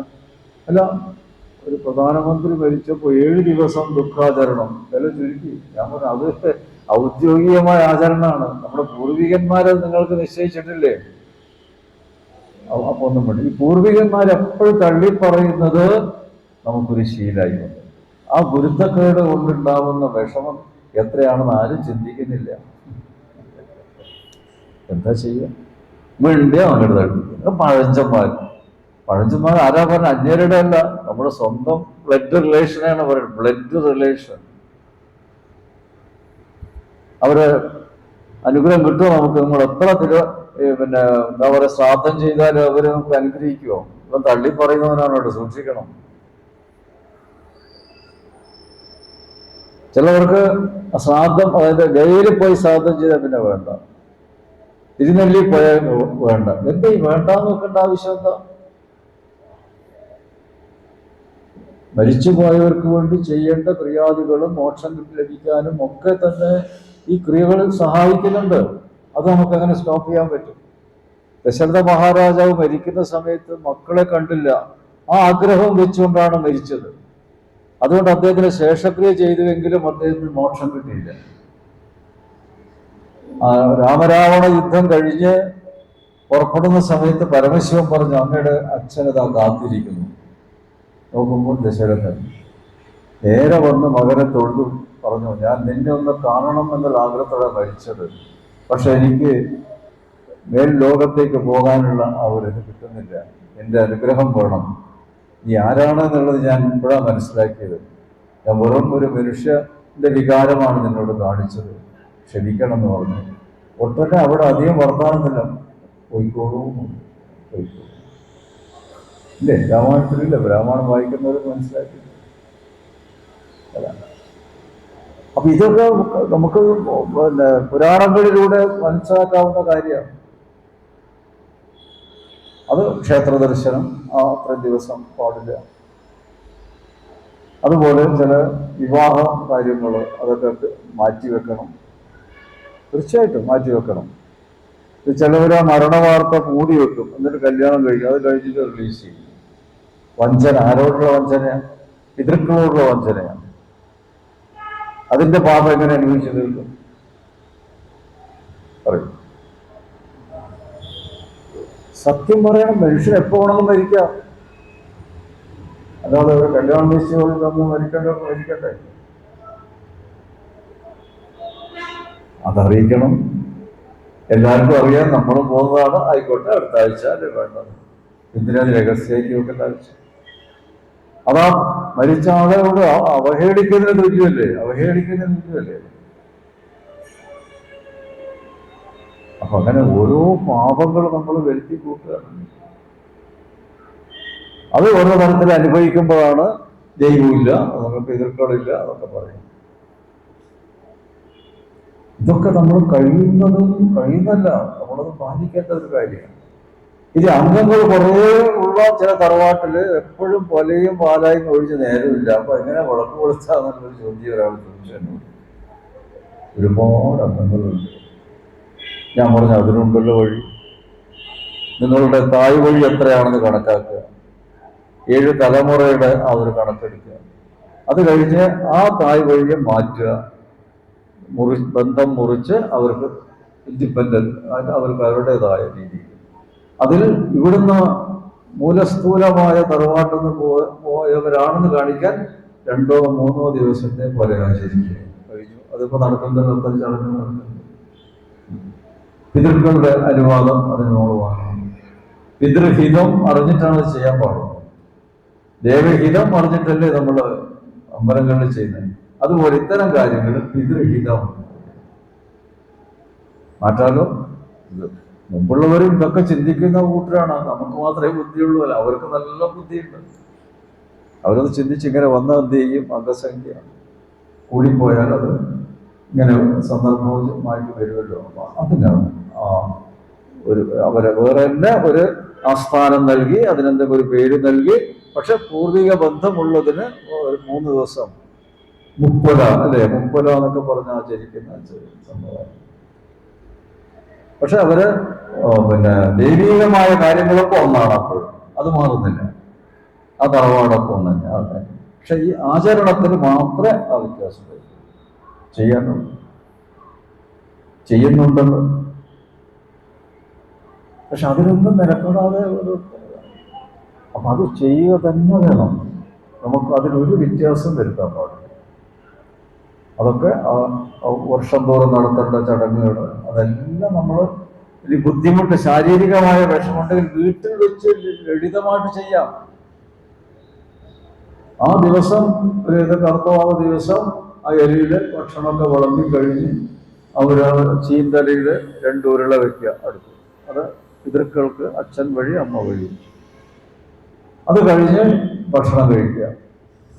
ഭക്ഷണം കഴിച്ചു കഴിഞ്ഞ് കൈ കഴുകിയിട്ട് ഈ 2 ഉരുള എടുത്ത് പുറത്ത് ഇവിടെ പക്ഷികൾ പിന്നെ കാക്ക കാണുന്ന സ്ഥലത്ത് വെക്കുക. കഴിഞ്ഞ് നമ്മുടെ സാധാരണ വാവായാലും വയ്യാത്തവരും അല്ല, ചിലവർക്ക് ഉണ്ടാവുമല്ലോ ശാരീരിക വിഷമങ്ങൾ. വളരെ സിമ്പിളായിട്ട് ചെയ്യുക. അവരെ ഓർക്കുക എന്നുള്ളതാണ് വളരെ പ്രധാനം. അവരൊക്കെ ഓർക്കേണ്ടത്. പിന്നെ ഈ മസാല ദോശയും ഈ വടയൊക്കെ ഒഴിവാക്കുക സഞ്ചയനത്തിന്. അത് കഴിഞ്ഞ വില കഴിഞ്ഞ് പിറ്റേ ദിവസം ഉണ്ടല്ലോ 15-16, അതിനൊരു സദ്യന്തങ്ങൾ കൊടുക്കാം. അതിപ്പോഴും കൊടുക്കുന്നുണ്ടല്ലോ, ഇല്ലേ? അതിലൊന്നുമില്ല. പക്ഷെ പുലസമയത്ത് ഭക്ഷണം കൊടുക്കരുത്, അത് മറ്റുള്ളവർ കഴിക്കരുത്. അതിന് അശുദ്ധിയുണ്ട്. ആ വീട്ടിലെ പുല തീരണ്ട്, എന്നാലും അവിടെ നിന്ന് ഭക്ഷണം കഴിക്കാൻ പാടുള്ളൂ. അങ്ങനെ കഴിച്ചാൽ നമുക്കും അതിന്റെ അശുദ്ധി വരും. വടയും ഇഡ്ഡലിയും കഴിക്കണം, ഹോട്ടലിൽ പോയി കഴിച്ചൂടെ? ഇവിടെ തന്നെ കഴിക്കണം നേരമുണ്ടോ? നമ്മൾ എന്താ പറയാ, നമ്മുടെ ആചാരത്തെ നമ്മൾ തന്നെ തകർക്കുകയാണ്. അത് നമ്മുടെ പിതൃക്കൾ സഹിക്കില്ല.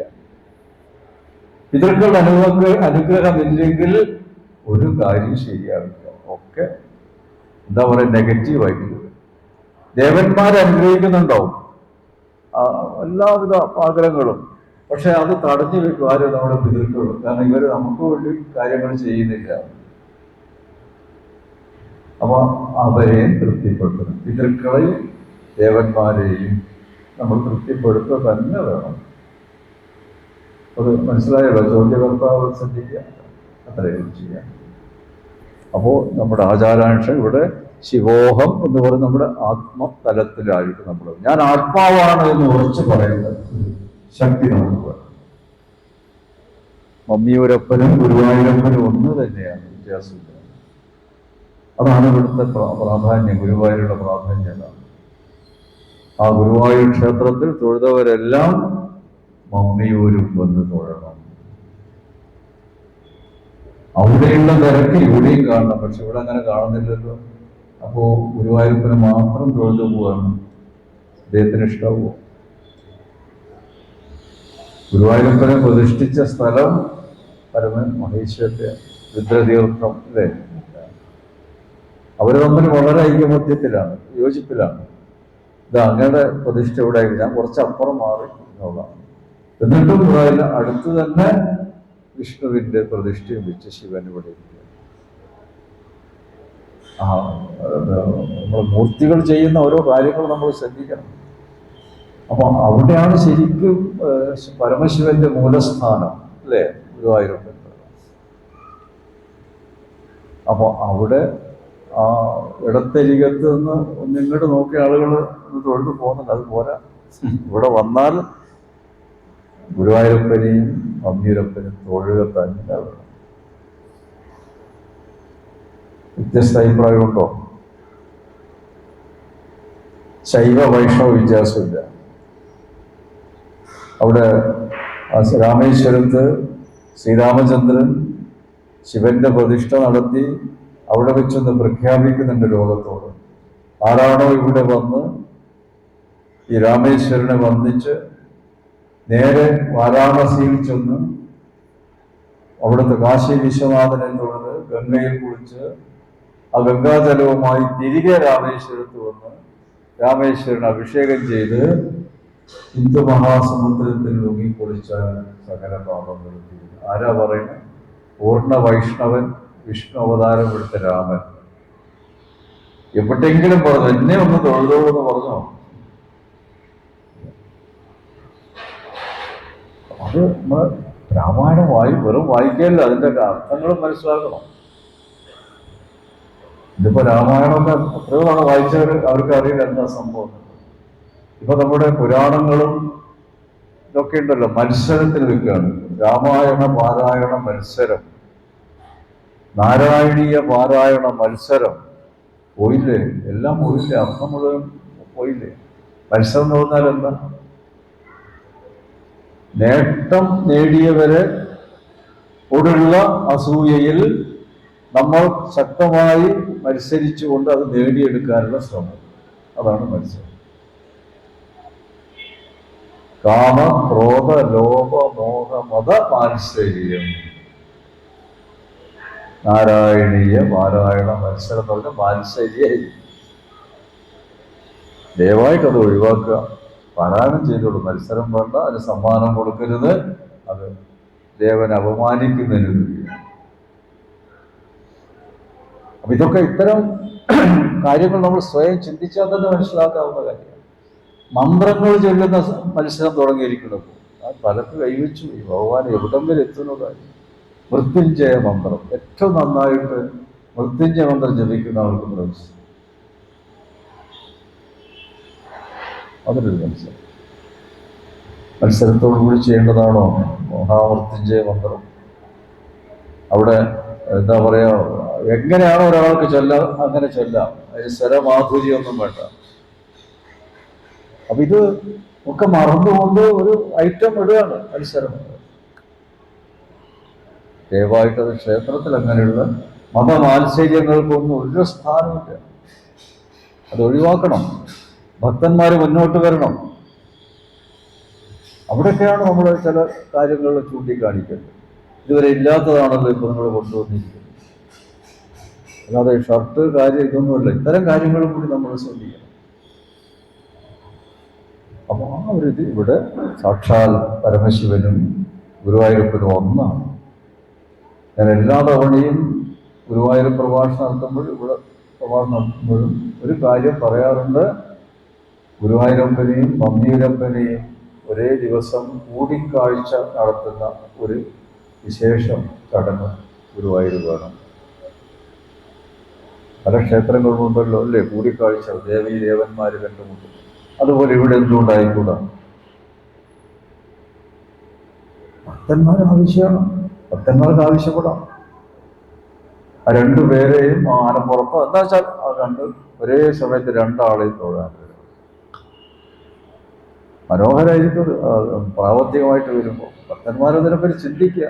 കുറെ കഴിയുമ്പോൾ ആളുകൾ മെല്ലെ ആ ചിന്തയിലേക്ക് കടന്നു വരും. ഒട്ടനെ സാധിച്ചൊന്നും വരില്ല. പല സ്ഥലത്തുമില്ലേ കൂടിക്കാഴ്ച നടത്തുന്ന എത്രയോ ക്ഷേത്രങ്ങൾ. ആറാട്ടുപുഴ പൂരം അല്ലെ, എത്ര ദേവീദേവന്മാരാണ് ഒത്തുകൂടുന്നത് അല്ലേ? ഇത് കൂടിപ്പിരിയുന്നു. മനോഹരമായ സംഭവം. എന്തേ ഇവർ രണ്ടുപേരും ഒന്നിച്ചിരിക്കുമ്പോൾ അതൊരു കൗതുകമല്ലേ കാണാൻ? ശങ്കരനാരായണന്മാർ ഒന്നിച്ച് കാണാൻ ആഗ്രഹമില്ലേ? പറയണം. അത് കുറച്ച് കഴിഞ്ഞാൽ ഒരു അഭിപ്രായത്തെ ശക്തി കൂടും. മതങ്ങൾ നടത്തുന്നത്. അപ്പം ഇതൊക്കെ ആണ് നമ്മൾ കാര്യമായിട്ട് ചെയ്യേണ്ടത്. പരമശിവനെ പ്രാർത്ഥിക്കുക. ശിവോഹം എന്ന് പറയുന്നത് ഇവിടെ നിങ്ങളുടെ ഉള്ളിൽ തന്നെ ഉണ്ട്. ശിവനും വിഷ്ണുവും എല്ലാവരും നിങ്ങളുടെ ഉള്ളിൽ തന്നെ ആത്മസ്വരൂപരായിട്ടാണ് ഉള്ളത് എന്ന ചിന്ത. അത് അമിതമായ ദുഃഖം വരുമ്പോൾ ആ ഉള്ളിൽ ശ്രദ്ധിച്ചുകൊണ്ട് പ്രാർത്ഥിക്കുക. അവിടെ ഫലം കാണും. അതാണ് ആത്മവിശ്വാസം. ഭക്തന്മാരത് ചെയ്യണം. ഏതായാലും ഇത്രയും നേരം ഈ പ്രഭാഷണം ശ്രവിച്ച നിങ്ങൾക്കെല്ലാവർക്കും എൻ്റെ ദൈവികമായ നന്ദി. ഇവിടെ പ്രഭാഷണം നടത്താനുള്ള അവസരം ഒരുക്കി തന്ന ഭാരവാഹികളോട് പ്രത്യേകം നന്ദി പറഞ്ഞുകൊണ്ട് ഞാൻ എൻ്റെ വാക്കുകൾ അവസാനിപ്പിക്കുന്നു.